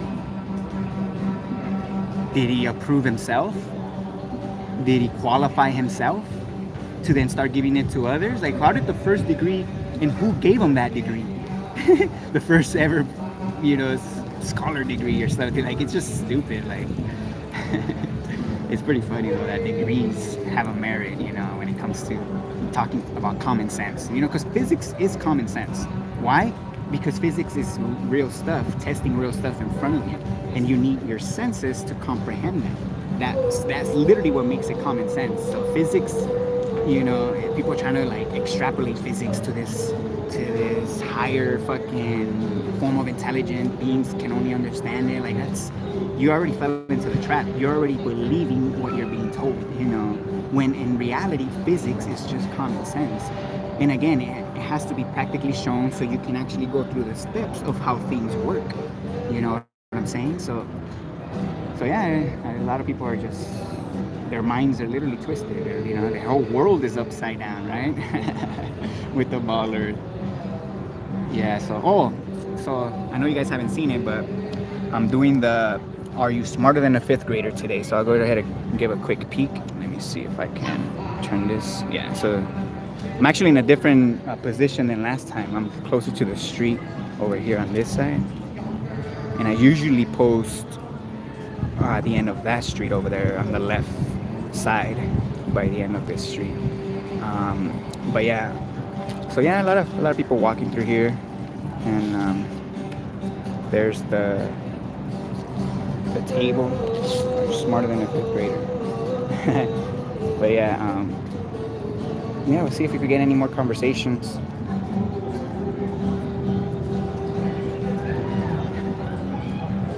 Yeah, I got a conversation off the back, so didn't get a chance to really introduce the question or anything.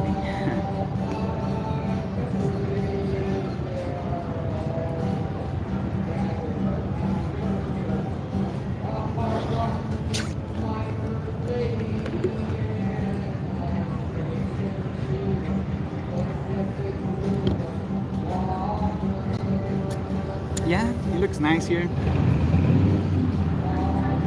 It's cool. I mean, the weather is right now, it's perfect. It's like 72 degrees right now, 70 degrees. Let me check.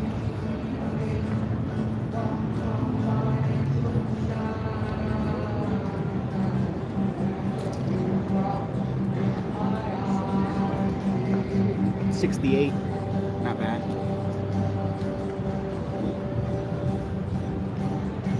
Oh man.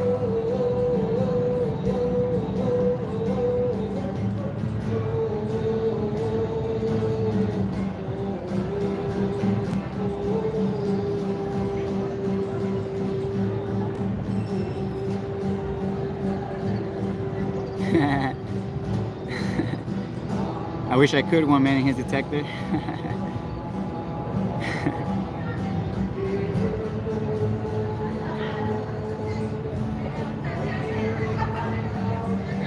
The Norman Dude interview? No, I haven't seen that or heard of it, John.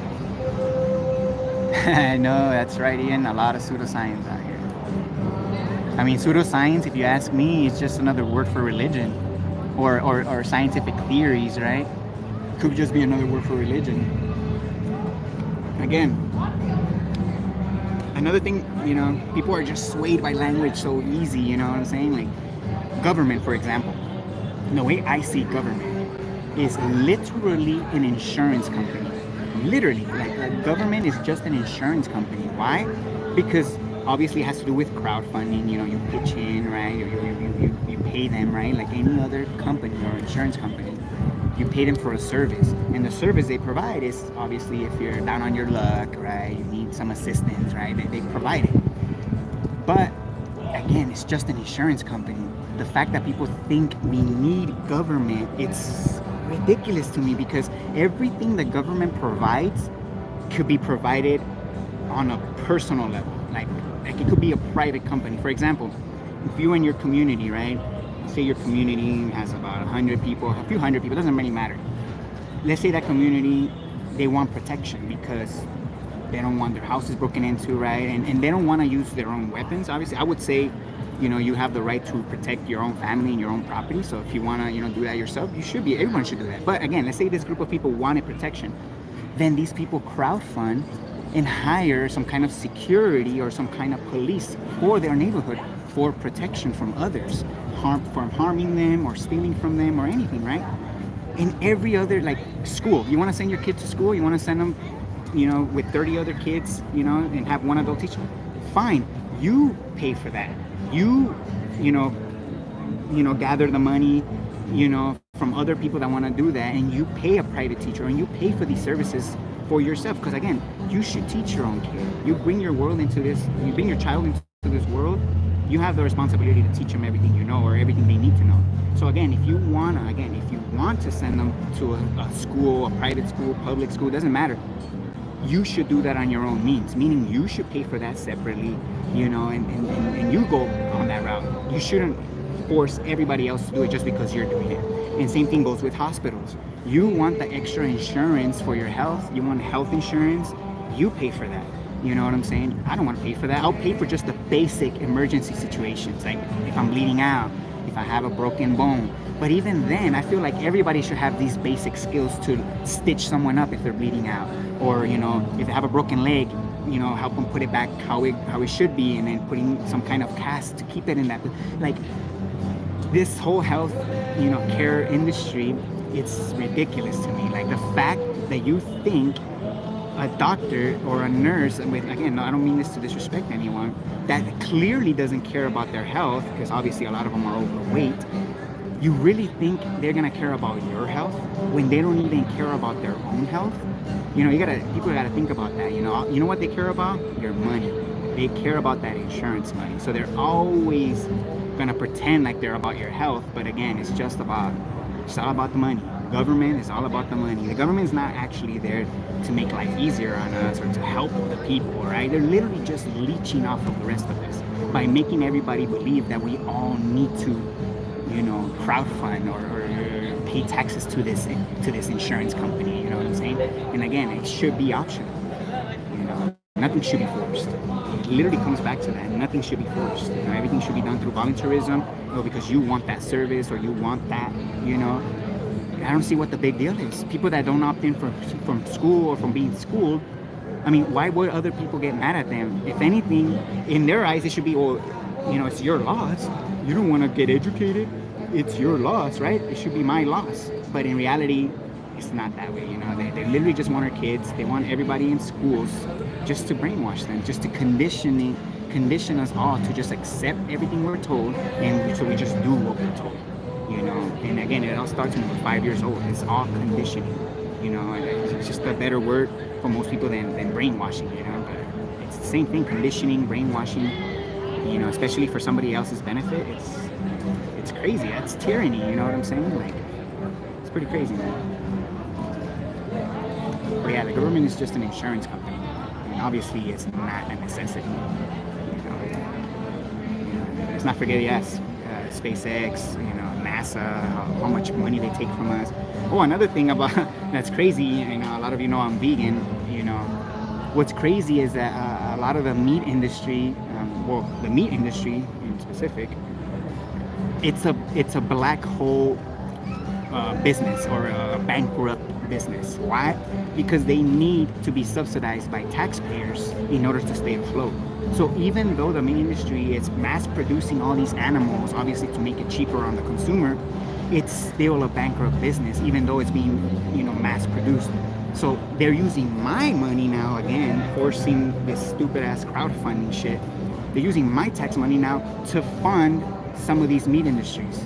So even if you're vegan, if you live in the States, guess what? Some of your money is still being used for slaughtering animals, or again, for the meat industry, because at the end of the day, it cannot sustain itself in the real world.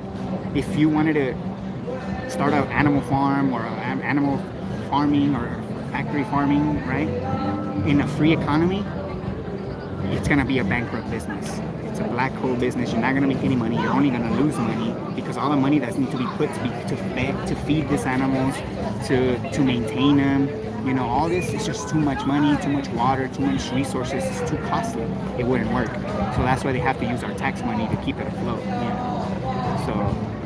So yeah, I don't know. With more people going vegan, more and more, they're just gonna have to be taking more taxes for that. That's the only way they're gonna balance it out.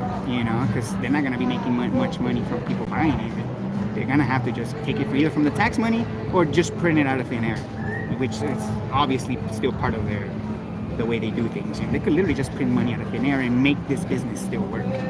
Obviously that's gonna cause a faster inflation. It's gonna cause the economy to collapse even faster. But I mean, that's where it's going anyway. So these people don't really care. They literally don't care. And it's funny that people believe that they do care. Again, going back to beliefs, it's crazy, man.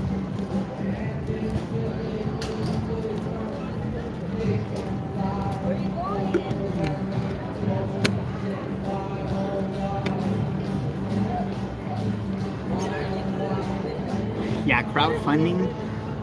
unless you're gonna be a part of that project and you're gonna be involved, like literally involved in whatever project that is that you're crowdfunding, then go for it. I'm all for building shelter, for the homeless. I'll volunteer. I'll do whatever I need to be able to contribute to that. But when we're just blindly crowdfunding and placing trust on a small group of people to basically do what millions of people actually want to do, it's like, no, they're not gonna do it. They're gonna steal a lot of money from that budget, first of all, and then whatever's left over, they're gonna do the minimum. Again, the minimum just to paint the picture that, yeah, we're here for the people, But again, all that money is just one in their pockets.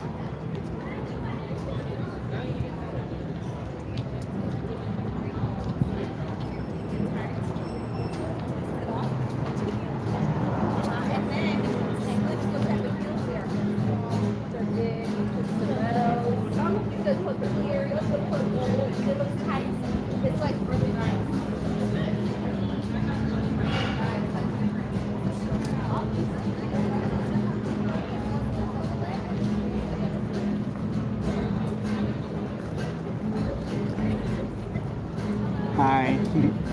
You guys want to give it a shot? Yeah. Yeah, okay. So there's 3 very easy questions, and they have to do with common sense. So very easy. A 3rd grader can answer them. So the first one is the hardest, but then they get easier. Okay. So I have 2 images here, and the reason I call them images is because one of them is a photograph and one of them is a painting. So I want to see if people can tell the difference. I thought they're both photographs. Okay, that's fair. Yeah, are they both photographs? Okay. No. It's actually a trick question, but they're both paintings. Oh, Right. really good. Yeah. This is a digital painting done on an iPad, and this is an oil painting. Okay, well, I didn't know it could be digital. No, yeah, but they're still paintings though. It was done on Final Cut Pro. Like those, you could draw on them and stuff. My point is, there is 2 questions reasons why I asked this question, because I don't expect people to get this one. It's impossible. The first reason is just believing someone opens the door to being deceived, right? Because you believe me that one's a photograph, that influences your choice. So the second reason is, if you want to determine something is real, an image is not good enough. Because if I showed you an image of me flying or me walking on water, would you believe I could do those things? No, that's obvious, especially if an image defies physics, we shouldn't trust an image. So these next 2 actually have to do with water, elementary physics. So can we agree once water is contained, like in this bottle, it always seeks its lowest point? In other words, it always goes down. Because I could turn the bottle upside down, but water always goes down. It doesn't matter the direction the bottle is, water always goes down, right? Since we understand that fact about water, I painted the water blue with food coloring just to make it easier. Since we understand water always goes down, how I'm showing you guys these, which one is upside down? Which one's upside down, since we understand? Okay. Yeah, it's obvious, right? This one, because the water can't stick to the top, right? So I took that one like this. So you got it. So that's the first one. So the second one. So the last one, the easiest one of all. Have you guys ever heard of water always finds its level? Yeah. Yeah, what could be another word for level? Stage?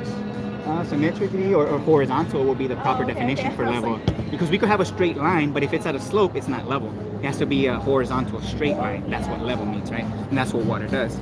So since we understand that water always finds its level, and we know what level means, which one of these 2 is correct when it comes to the water? A or B? Yeah. That one, unless you hold this one. No, but we're holding them both straight. But yeah, this one, right? Obvious. Even if we hold this one like this, it's not level, because then, yeah. So the real reason I do this is because over 95% of the population, including myself and maybe you guys, have been tricked to believing this is what level means, even though we know it's this one. You guys want to know how we were tricked? Do you guys believe the Earth is a ball? Yeah. Right? Yeah, so NASA in specific, they claim to have satellites orbiting the Earth, so they need to know the radius of orbit. So they need to know the radius of the Earth. So they do tell us the radius of the Earth is 3,959 miles. So using basic math, multiply that times 2, we get the diameter, and then the diameter times pi, we get the circumference. So the circumference of the Earth is 24,901 miles. That's what they're telling us. So there needs to be curvature every mile. So the first mile is an 8-inch drop, second mile 32 inches. By the 3rd mile, there should be 6 feet of curvature. So if we actually went out like a giant lake and actually measure for this curvature, the water is going to show us that it's going to be parallel to the level, because that's what water does. But they're trying to tell us that level means curved and the water is going to be bending, on the surface of that lake. So this will be the number one experiment to debunk the globe. It will be a physical measurement of this curvature that doesn't exist. So if I was to ask you guys, what's the number one proof or reason that makes you believe that the Earth is a ball? Great question, actually. You know what? I don't know. You know what? Because if you like look at the sun or the moon, like they're round. Okay. So like it's easy to assume. The Okay, world is okay. round. I'm glad you said assume. So first of all, anything to do with the lights in the sky, like the sun, the moon, and even the stars, I would say it's a red herring. I mean, which means it's a false argument when it comes to physically measuring the Earth, because the Earth is down here, it's not up there. So if we want to physically measure for curvature, we got to do it on Earth, not just assume, like you said, and believe these things. But so I know a lot of people would say images from outer space, but again, they call them images because they're not photographs. So all these images are taken from outer space. They're basically make them in a computer. They're all Photoshop, and they admit to this. So no genuine photograph of outer space exists. So the only place, So the only place you're ever gonna see curvature of the Earth is through CGI cartoons, like they show us on TV, or through GoPro cameras with a wide-angle lens, the But they fisheye do that lens. for everything. Yeah, they do that. So if you actually use a standard camera and send it, and these are done with giant helium balloons, they put a standard camera and they go up to 20 miles in the sky, and the horizon is always horizontal. I'm seeing how all these pictures are connecting. No, exactly. So the reason why it's called the horizon, if you ask me, is because it's horizontal. Again, it's not curvy, and they're trying to tell us that it is curvy. But again, if it was curving, then we should be able to physically measure every lake on Earth, displaying this 8 inches per mile squared. But again, it only exists in on paper, and again through CGI cartoons. So the way they try to redefine level is they try to say that level means equal distance from the center to the surface or outer circumference of a sphere. So if you have something that's an inch above, or 10 feet above, the Earth over here, 10 feet above the Earth over here, and 10 feet above right here, and you connect them, they're trying to say that means level. But in reality, in construction, level means horizontal. Have you guys ever heard of Euclidean plane geometry? So it's the geometry assumed by all engineers, everywhere, to build everything we see, from railroads, bridges, buildings. It's all done on the assumption that the Earth is a level plane. Exactly. They don't take account for curvature in the blueprints. It doesn't matter the distance. So yeah. Have you guys heard of this topic before? No. No, Flat Earth? I thought you were gonna ask me to turn a fraction into a decimal. Oh, no. Give it to me. This is very easy, common sense stuff. You know what I'm saying? Usually a lot of 5th grade questions, I know they go into like geography and the capital of this. So I don't know, I barely know the capital of California. But those things have nothing to do with common sense. Exactly, it is Sacramento. I was like thinking about like San Diego. No, it is Sacramento. But again, all of that's irrelevant when it comes to common sense, because these are all just labels that we give to things. Like even history, I would say that has nothing to do with common sense. Memorizing all these events, all these names of people that supposedly, that's nothing to do with common sense. So again, common sense has to do with the physical, how things behave, what's in front of us basically, and understanding that. Water being the number one proof to debunk the globe, right? And the horizon obviously being another proof, So I do have some information I share with people because this information is being censored online. So I came across this in 2016, and these are the 6 main proofs that debunk the globe. You can take a look at them. And it's being censored since like 2019, and the way they're censoring it is they're just demoting this information from like all the search engines, and they're promoting all this ridicule, all these experts, exactly, just playing on people's emotions. So a lot of things that they do is they'll misrepresent people like me. So they'll try to say, oh, these crazy flat earthers are science deniers. Oh, so you're flat Earth? No. I don't go by that. So you've heard of flat Earth before? Yeah, that's what this is about. But I try to stay away from that word because again, the ridicule. Yeah. It's literally, that's how they're keeping people away from this.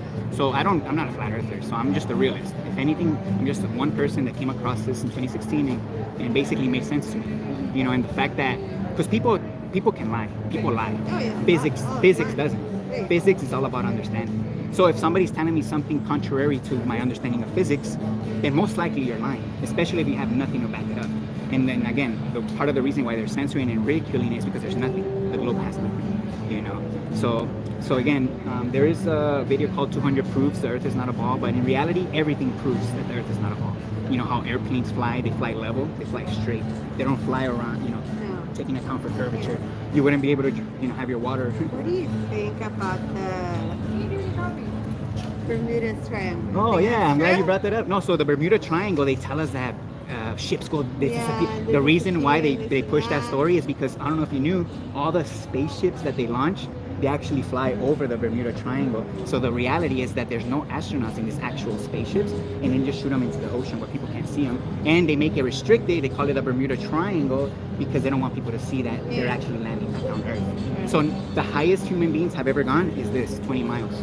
Nobody can go higher than like 20, yet alone 100 miles. So the reason, this is the highest. You guys seen the Red Bull jump? The jump from space? The guy, his name is Felix. So he got in a giant helium balloon and he went to the edge of space supposedly. But again, he had a GoPro camera, and then that's how they were supposedly showing the curvature of the Earth.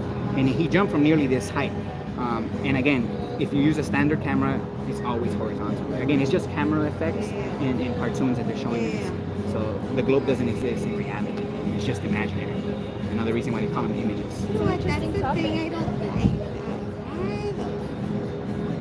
Why? So I'm glad you feed us all these. Like when I found out, getting on topic.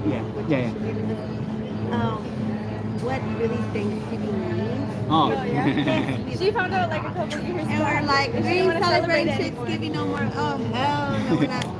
Yeah, I actually don't celebrate any Every holidays time anymore. we do, we do give thanks, for the meals we have sometimes. Yeah. We've been in that situation where you just have to be grateful for like the little. Be grateful for the little things. Just taken away. exactly. But not if we don't let them. That's the thing, because we're giving away our common sense to authorities that we think are smarter than us. And now they're taking advantage of us because we trust them. Again, it all goes back to the basic fundamentals of our existence. If they could disconnect us from our true nature of this place and who we are, then they could just make us do whatever they want, because again, we think they're smarter than us, but they're not. They're morons. They're like, to them, we're like their puppets. Exactly. Yeah, especially people that are on TV. Those are the real puppets. They have to just do what they're told, or if not, you don't have a job anymore. They don't want it. Exactly. And they're the ones who basically end up feeding us. Exactly. They use their puppets to feed us the lies because they're not man enough to do it themselves. They have other people do the dirty work for them. And then those people can just be like, well, I'm just the reporter. Nobody knows who they are. I don't know who's really running this place. It's not the government. It's the people that print the money. But who really knows these people that print the money? The Federal Reserve. It's like the one from the movie stars. What was it that said? That. Oh, so Like that too, so the Illuminati is just a group of people, obviously, that are just there to control, I would say, through subliminal messaging and stuff. So a lot of people think it's a joke, which to me it is a joke, even if it exists. No, even if it does exist, they are a joke. They're just like, it's like a gang on TV. Like it's kind of, to me, gangs are just a joke. That's why Gangs are a joke. believe in it in the first place because everything is just so clear, like, oh, a triangle. Yeah. So they link that Bermuda Triangle to that. Going back to what you said about the whole like flat Earth is like there's just like that's where the spaceships go. That's why. So they just want to keep people away from this. So they scare people. Like, oh, don't go there. Your boat's gonna go missing. And maybe, it was really scary at first when COVID and all these people dying and nobody knew where. We have to blame somebody. Why we all got sick. Apparently they blamed Chinese bats or something like that because they eat all day. They just took advantage of the common cold. And they just relabeled it. And then a lot of people say like, oh, how can they be controlling everybody? Like that showed what kind of control they have. The fact that they could get everybody to shut down the same day, that just shows that we're all kind of sheep. We're just following what we're told by. And again, the government is not our ruler. The government works for us. We employ the government to make our lives easier. Exactly. So they literally just flip the script now. Now we have to obey them like they're like if they're our parents. Like hell no, they work for us. Yeah, that's what they want. I actually enjoy the sun, so yeah. Getting his vitamin C. No, yeah, for sure in the summer I'm gonna move to the shade, but no, yeah, you guys are really open-minded. That's really good. Not a lot of people are. Okay, no, this is literally. Exactly. I did hear a lot about TikTok that there is a lot of people posting little videos. Because you know what, that's where I like you. A lot of people get like all this like, because there's so many people like you that I have to talk about like. It's all the knowledge that they do know and they can like back it up instead of like getting it from the news where someone is giving them the script. And I actually do like TikTok a lot because it helps me like how to avoid a ticket, how to answer very politely in a rude like the way educational to my ones. employee. Yeah, the educational ones. DIYs. I didn't even know that DIYs. I don't need to give a 2-week notice unless I want to go back and yada yada. You know, Yeah, certain it little is. things that you know. Believe it or not, even Good what I'm help. doing right now is sharing this method of approach so that people that do know can actually do it in their own towns Yeah. and in their own cities. So again, the internet could be bad, but it doesn't have to be. We could use it It for could our be advantage bad, to yeah. share We information. give those kind of prompts for like high school essays all the time. Yeah. And I'm like, yeah, it's good. Yeah. That you get to like communicate with like family. But now, because of what the internet is now, I wish Yeah. I could redo those papers and talk about, you can be given like all this information by like actual specialists. Yeah, but that's the thing though. You should be able to recreate whatever they're showing you, and that's why YouTube and TikTok are good because they're visual. It's not just text on a book. You know, they actually show what they're doing. And the other thing I don't like if there's a faster way for me to finish my career and get to the point what I want, I don't have to take these other extra classes for that are not even going to be beneficiary for me for what I'm going to do. Sure. Like, Yeah. The reason. Yeah. We're kind of steering off topic, but we're kind of staying on like one sort of topic. But going off what she's saying, it's also about like, I didn't even think about the stock market, but like about like, I think during COVID, like everyone started talking about like, oh, you should invest in the stock market. That's how the rich get rich, and I'm like, oh my god, I Yeah. wouldn't have Bitcoin. known that. It's like the new form I'm of like, currency. I Yeah, wouldn't it's have horrible. known that. So it's good in that sense. Like it's like a lot of like people helping people. Yeah, in a way. So a lot of the reasons why there's a lot of pointless subjects in school, and then the reason why they get us so young when we're 5, 6 years old, is because they're conditioning us. So all these subjects that they force on us on school is all about, they don't teach us how to think, they teach us what to think. So that's how they're able to control us again, by conditioning us to, oh, just obey your authority, your teacher. And if you ask questions, well, how do they know that that's what history happened? They start getting mad at you. You'll get in trouble for questioning history or questioning all these other theories, you know. And again, it's all about just brainwashing us, you know what I'm saying, to accept this lifestyle of having to pay just to live somewhere. Yeah. You know, it's I think that's the most retarded thing I've ever seen. Having to pay rent to someone else, you know. I hate landlords. Our landlord is like, he's a good person, he's a Christian. No, yeah, I bet. But like the conditions that they're living in is not worth the amount that she has to pay right now. Nobody should be paying any amount of money, if you ask me. Yeah, like, you know what? For a living. During COVID, he literally raised their rent because, you know, like people were literally losing their homes. Their homes because they lost their jobs, they couldn't pay their rent. Yeah. And he thought that like she or like that they were, even though they weren't, like he kind of was just kind of assuming that that's what they were gonna do. Like they weren't gonna pay their rent because they couldn't or whatever. And he ended up raising it, like Just to make it happen. And that was honestly, to me, it was like so rude. At the time, I was working for 211 Orange County. I'm pretty sure there's one here in Riverside, 211 Riverside.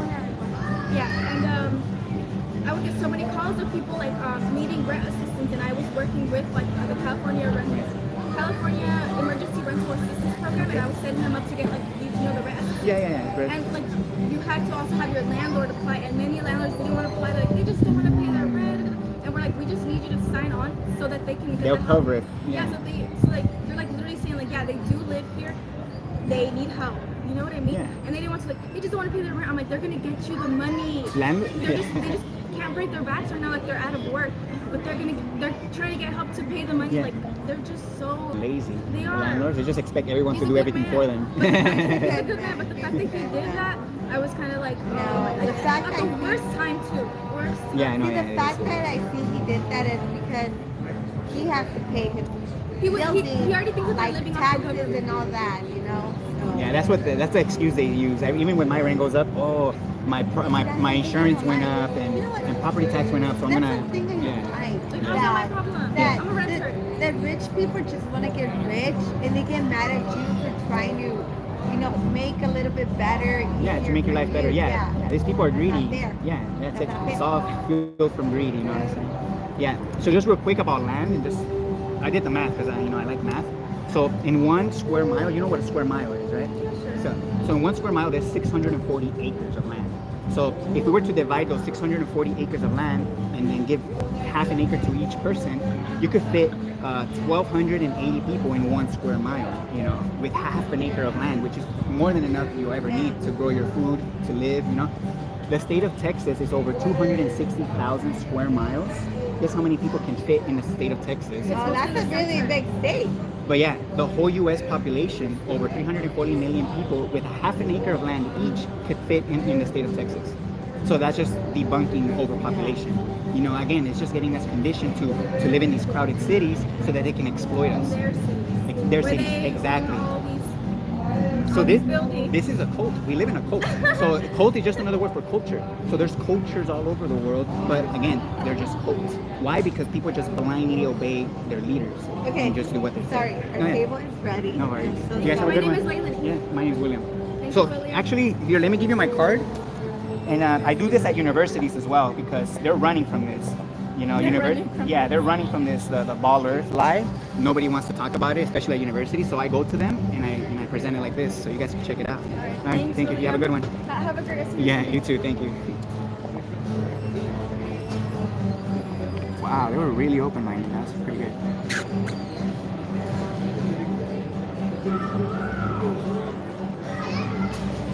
No, yeah, they were cool.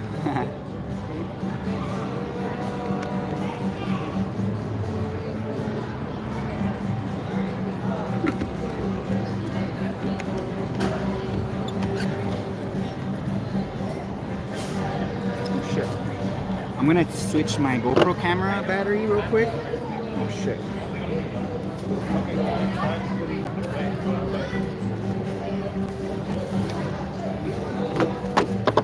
I'm gonna switch my GoPro camera real quick. Battery.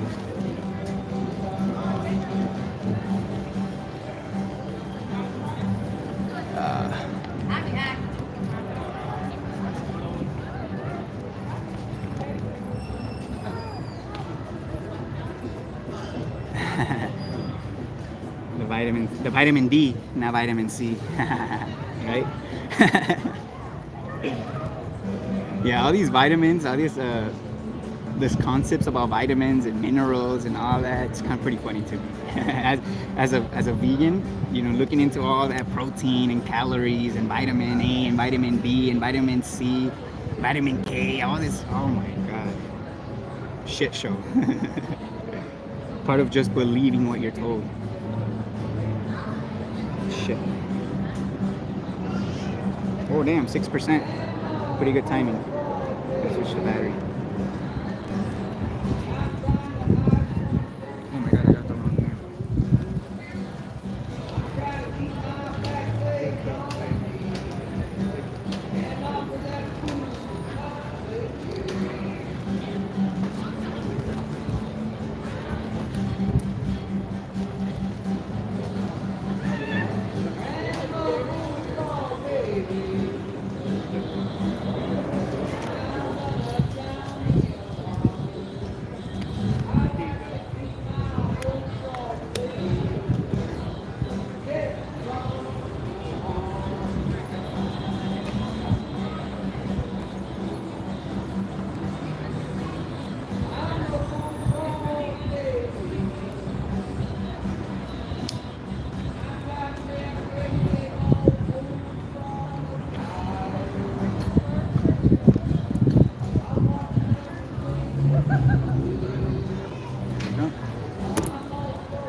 Ready.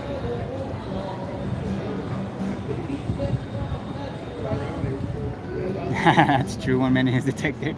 It's true. People do worry more about what goes in their mouth rather than what comes out.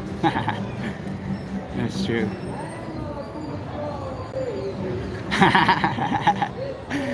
That's right, Ian. And they're not picky. That's true.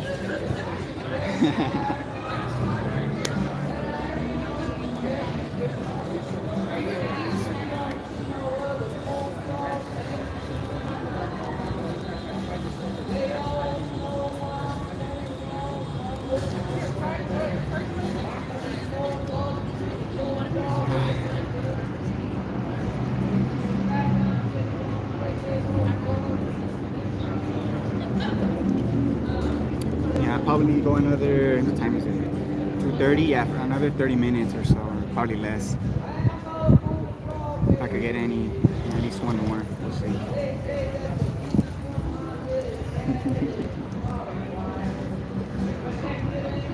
Oh my god, what's going on?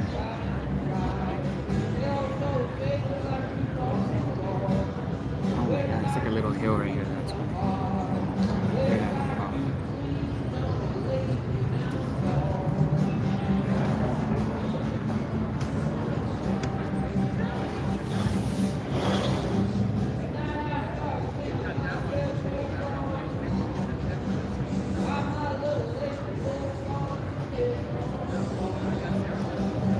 yeah, probably gonna just wait like another 15 minutes or so. For sure under 30 minutes because I gotta take a piss. Don't want to hold it too long.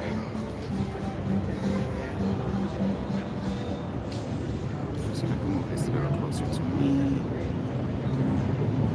There we go.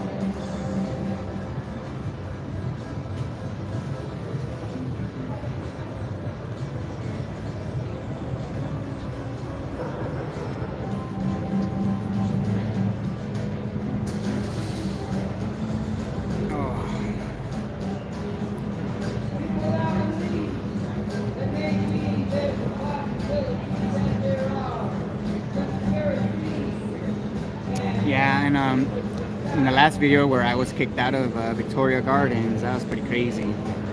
I probably decided already that I'm gonna wait till my case is settled.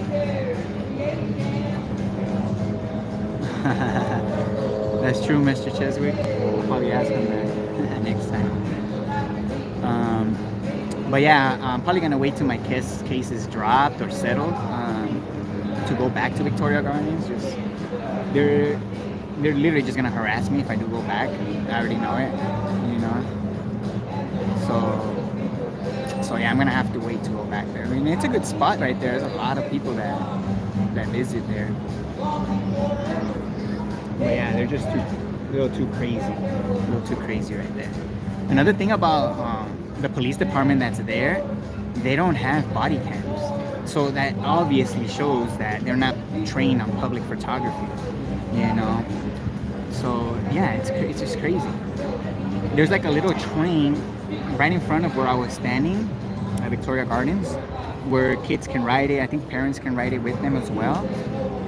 But my point is, if you wanted to record your kid riding this train, you don't have to ask for permission. Like people can record their kid while they ride a train. Anybody obviously have to pay, I'm assuming, but still. My point is that you're not gonna get in trouble or get arrested or kicked out for recording your kid on the train. And that's my point. If they're allowed to do that, not even allowed, if they have the right to do that, then I should have the right to do what I was doing. Recording and asking to see if someone wants to have a conversation. So yeah, that was pretty crazy. So yeah, hopefully I don't have to wait the whole year, but we'll see how long it takes for them to file and stuff. So.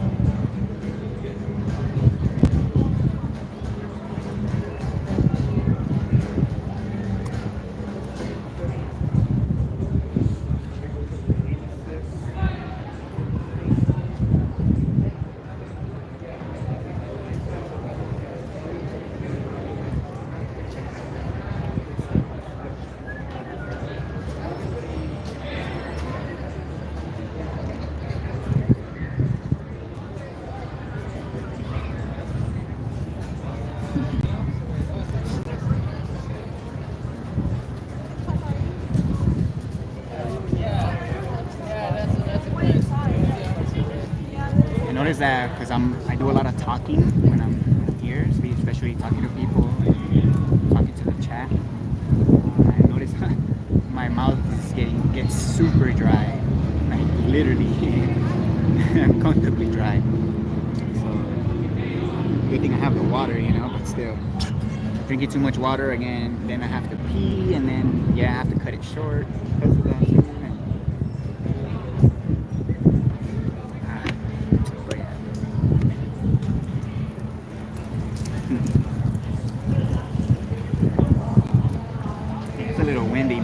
start wearing the mic again. But we'll see. Maybe next one starts to get, if it stays windy.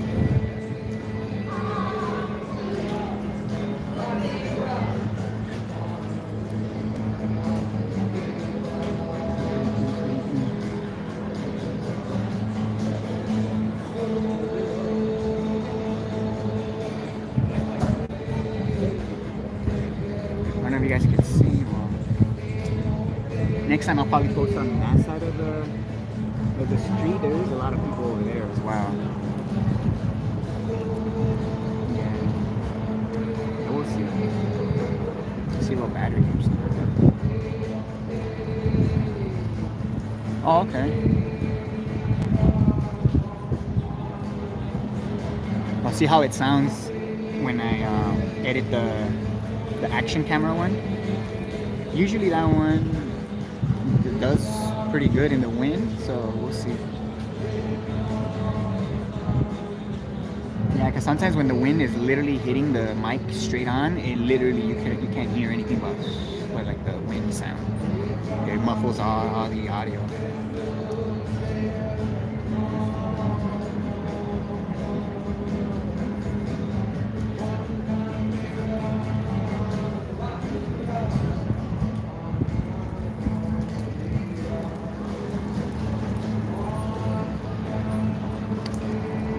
John D, I think, if you ask me, especially the U.S. military, but other militaries of the Earth, right, of other countries, I think they're still exploring this place. I think, they have a small group. I don't think it's hundreds, who knows. They obviously sign NDAs, though, these people. But for sure they're exploring the Earth as we speak right now. There's no doubt in my mind that they have military explorations. They were talking about them back in the 40s, with Admiral Byrd, or was it the 60s? I'm not really sure, but the point being is that exploration of the Earth, has always been happening, and I think it's still happening right now. Whether they found the end, or the containment, or whether they're still trying to, there's no doubt in my mind that exploration is happening right now. We're not kept in the loop, obviously. Obviously, it wouldn't fit their agenda with the Ball Earth Eye, exploring Antarctica and what's beyond. That wouldn't fit. It wouldn't make sense on a globe. That's another reason why they have to lie about it. So they do claim that, what do they have? Penguin tours on there, and they do have stations set up in Antarctica for scientific purposes, right? And nobody else is allowed, So that tells you right there that they are exploring whether Antarctica is real or it's not. They're for sure exploring this place.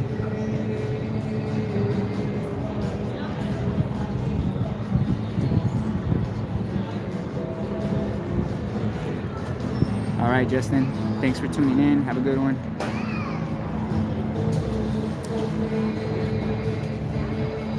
Yeah, if there truly is a magnetic north, which obviously, magnets point somewhere, we don't know what that is. People, I assume too, obviously, that it might be the north, the center point. Whether, it's at the center or not, this electric magnetic field is coming from somewhere. So finding out what's causing it or where it's coming from, I think will be, something big, It could completely, change our perception about this place and what it actually is. Just knowing what's causing, this electromagnetic field, or where it's coming from, what's causing it again, So yeah, exploration again. It should be the number one thing before, that anybody should do, or we should all do as a collective, if you ask me, before we start settling, forming societies and stuff,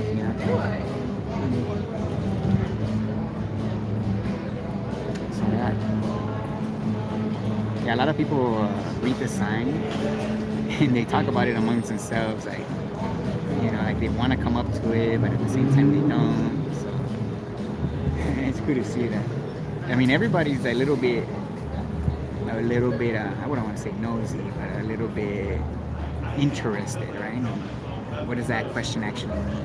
Where is that conversation going to lead to? so yeah.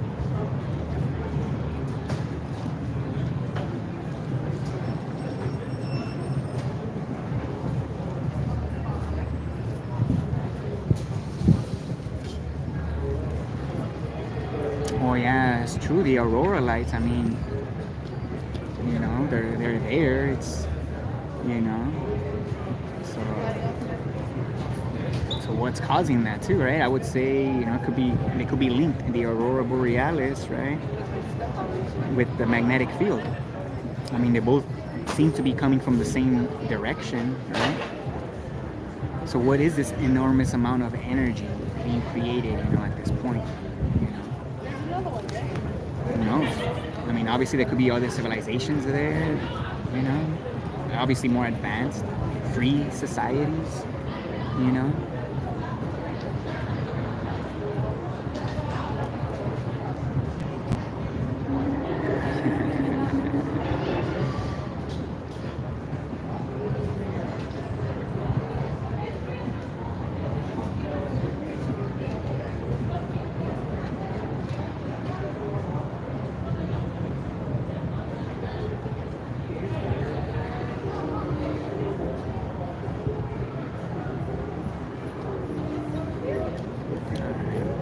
Probably like 10 more minutes. See if I could get one more conversation.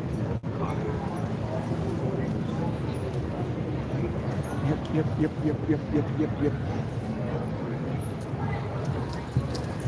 The good thing about the downtown areas coming on the weekends is that there's no you don't have to pay for parking or for public parking, which will be a fucking hassle if I had to go back after 2 hours to refill the machine, or, you know, imagine, because I'm out here for about at least 2 hours usually, so having to go back to put money in the meter will fucking suck.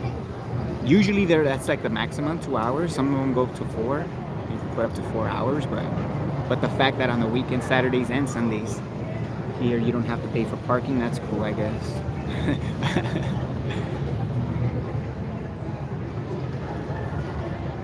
I mean, they shouldn't charge, you know, any parking anytime, and just limit people from, because I understand, you know, you shouldn't block, you know, parking in front of a business, you know, for too long, you know, like, you know, it can mess up the flow of the business, you know, but again, you shouldn't have to pay for it. You just limit how long people can park somewhere in certain streets, you know, opposed to charging, and then limiting and charging, you know, doing both.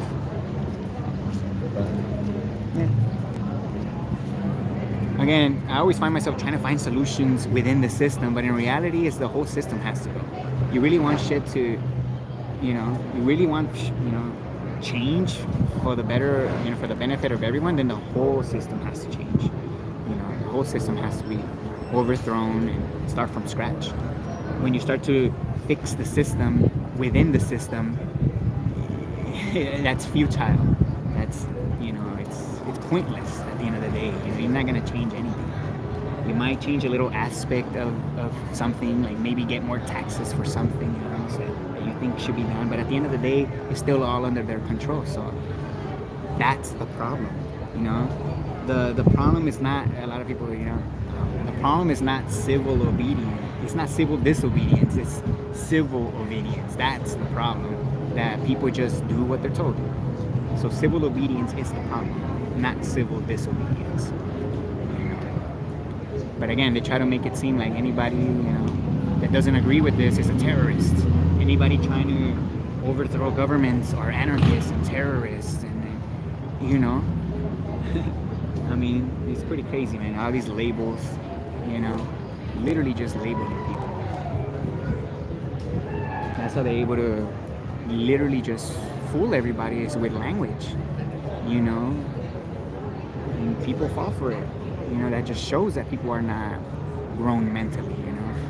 They're not mentally stable. You know? If you could be swayed by emotional shit that contradicts your common sense, then you're not where you're supposed to be as a rational thinking human being. You know, if you're swayed by emotion over your own common sense, you're basically lost. You know, and you need to find yourself at least. You know, start to trust your common sense again. You know, because if you can't trust your common sense, who are you gonna trust, right? It's not about trusting, it's about knowing. If you ask me, you know, this life, you know, it's all about knowing what you know, knowing what's right, you know.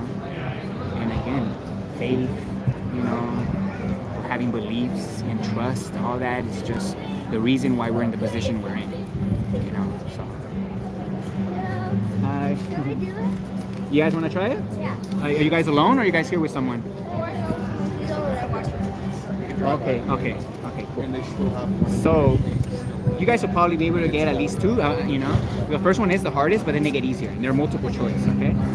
So, I don't know if I might be good at this because I'm a third grade. Oh, He's a 7th grade. 7th grade and 3rd grade. Okay, you guys will get it. So this one's the hardest. You know, most people have trouble with this one, but the other ones are easy. But this one, I have two images. And the reason I call them images is because one of them's a photograph and one of them's a painting. So I want to see if you guys can tell the difference. Which one's a photograph and which one's a painting? I feel like this is Okay. Oh, thank you. All right, thank you. Okay. it's kind of hard.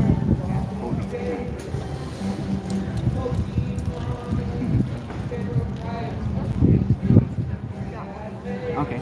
So this one's actually a trick question. They're both paintings. Yeah, right? They're really realistic. So I don't expect people to get this one. Nobody gets it right, actually. Nobody gets it right. But there is two reasons why I asked this question. The first reason is just believing someone opens the door to being lied to or being deceived, right? Because you guys believe me that one's a photograph, that influenced your choice, right? So it's not good to just believe someone, is my point, right? The second reason is if you want to determine something is real, an image is not good enough, right? Because if I showed you an image of me walking on water or me flying, would you believe I could fly? If I showed you a picture of me flying? Like Superman? No, right? Obviously, right? Because that's impossible, right? That's obvious. So these next two actually are very easy. They have to do with water. Because we agree once water is in a bottle like this one, it always goes to the bottom. Water, you know, no matter what direction I tilt the bottle, water always goes down. You know, it always goes to the bottom of the bottle, no matter what direction the bottle is, right? So since we understand that fact about water, right, that it always goes down, it always goes to the bottom, how I'm showing you these two, the water's blue by the way, I painted it blue with food coloring. How I'm showing you these two, since we understand water always goes down to the bottom, which one is upside down of these two?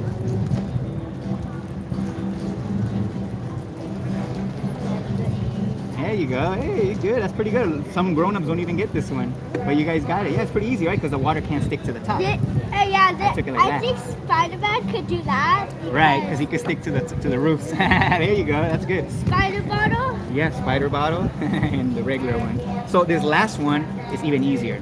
Have you guys ever heard of the term "water always finds its level"? No. So water, when we have like in this cup, right? And once the water is settled, or like in a giant pool, have you guys been to a pool before? Yeah. How would you guys describe the surface of the water? No. Once it's calm, like let's say it's in a calm. It's just Right. it's like that. It's just Yeah, it's little waves, but ultimately it's horizontal, right? We could say that. It's obvious, right? So since we understand that fact about water, right, that it always finds its level, which one of these two is correct? Since we understand what water level means, A or B? Very easy. This is the easiest one. There you go. Hey, yeah, you got it. Yeah. So the real reason I do this is because over 95% of the population, basically including myself and you guys and almost every adult here, have been tricked to believing this is what level means and what water does, even though we know it's this. Yeah, it's that because this, they're not all. Yeah, exactly. It's not all equal. Do you want to know how we were all lied to? No. Do you guys believe the Earth is a ball? Right? Oh wait, no, I remember learning it's more like Oblate spheroid, right? They tell us that it's like a squished sphere, right? So regardless whether it's an oblate sphere or a sphere, you know NASA, right? They supposedly have satellites, right, orbiting the Earth, right? So since they're supposedly going around the Earth, they need to tell us the size of the Earth, and they do tell us the size of the Earth is 24,901 miles in circumference. So that's how big it is going around. So if they supposedly have satellites orbiting they do tell us that the curvature rate is 8 inches per mile squared. So in the first mile, there should be an 8-inch dip, second mile, 32 inches, and every mile it just keeps increasing. So if we actually went out to a giant lake that was miles across to measure for this curvature, we understand that the water or the surface of that lake is going to be horizontal. It's going to be parallel to any structure we build over it. That's level. But they're trying to tell us that level means curve, you know, by making us believe the Earth is a ball, right? So have you guys heard of this subject before, about flat Earth? Have you guys heard of flat Earth before? No? Have you guys heard of flat Earth, or the idea of people that don't believe that the Earth is a globe? I'm pretty sure you heard about it right now, right? So this will be the #1 experiment to debunk the globe, a physical measurement of the Earth, water in specific, like a giant lake. Because again, they're telling us that in 10 miles, there should be 66 feet of curvature. So that's a 6-story building that should be there, you know, measurable. But in reality, water always finds its level. And that's why, you know, it's called sea level when navigators, you know, try to measure height and depth. They do it from sea level, which is the horizontal baseline. So if I was to ask you guys, what's the #1 proof that makes you believe that the Earth is a ball?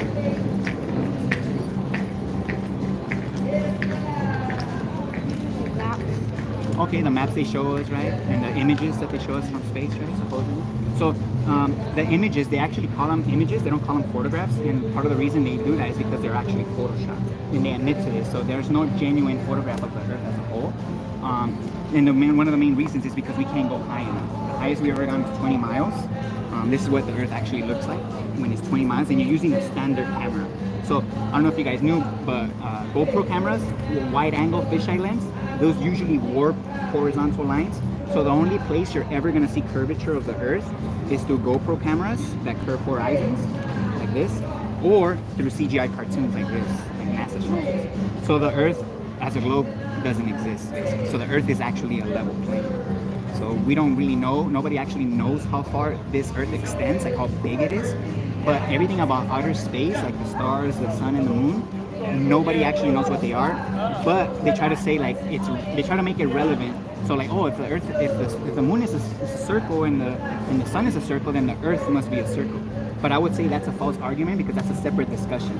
Because if the Earth was truly a globe, we should be able to physically measure it. You know, any surface of the lake, you know, should be measurable. Right? So, do you guys? Yeah, that was amazing. What if if the world is actually like a globe? Yeah.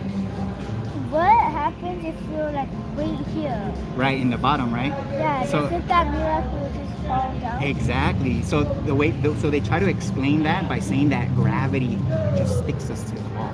So people that live in Australia that are down here, they're just the gravity is just holding people. But gravity is not real.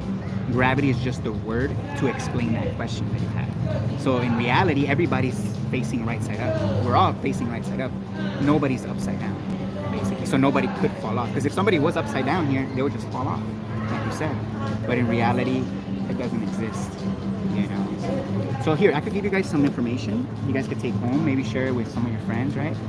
Because this information is being censored online, so a lot of grown-ups are not even getting the chance to look into real information. But there's some. Are you guys all together? Yeah. Yeah. Oh yeah, you could share that one. Then. No, yeah. Thanks for talking to me. Do you guys have any questions before you guys go? I don't. Are we smarter than the 5th grade? Oh yeah, you guys are. Definitely. You guys are. You guys did pass the test. Yeah, good job. All right, thank you, man. Wait, so other like grown-ups do not like pass some of these? Yeah, there's some grown-ups that don't pass this. Well, I'm independent. I do this just out of my free time, just to educate people about this fact. So it's not like because we talked about the water level. Yeah, water level. I mean, I'm pretty sure you've seen the spirit level before.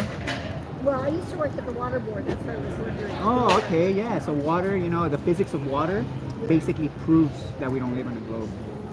All these images, again, images, and the word image comes from the word imagination. So all these images they're showing us, they're just imaginary. They don't exist. So again, people are swayed by cartoons nowadays opposed to understanding physics. Because they disconnect us from physics. They elevate physics so high in the school so that we never get into it or actually question. But physics is very elementary, very, very easy to understand. Especially I was just wondering who you represent. No, I'm by myself. You want to take some info? Here. No, thank you. Nothing? Okay, no problem. All right, thank you. You guys have a good one. They All right. wanted to go down to the museum. Oh, I see. All right. You guys take care. Yeah, that is true. All right, I'm gonna start wrapping it up. Yeah, you guys caught me before leaving. That was good. All right.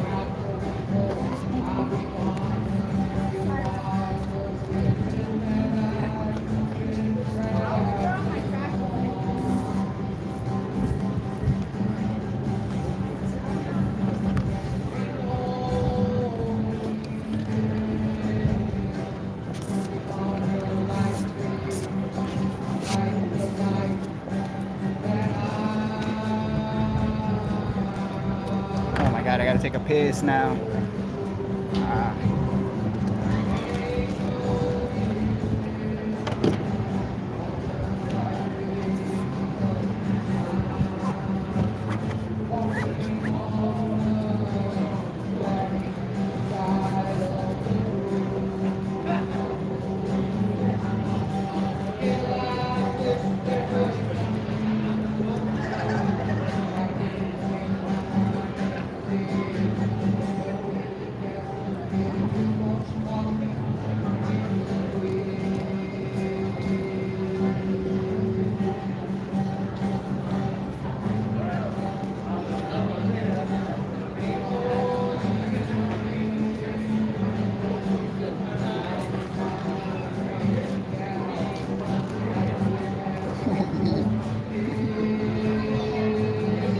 Natalie, if you're watching, look what I found in my backpack. Kind of an inside joke. I don't know if you're watching that, but look. It's funny.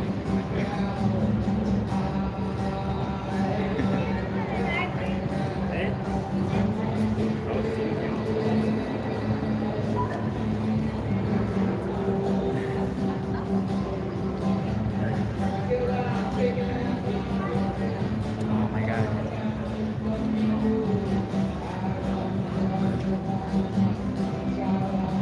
All right, that's gonna be it. Thanks everyone for tuning in. I see that. I'll see if I can go to one of the universities during the week. Hopefully, you know, the weather should stay clear from now on. So yeah. Thanks again. Hope everyone has a good day. Thanks.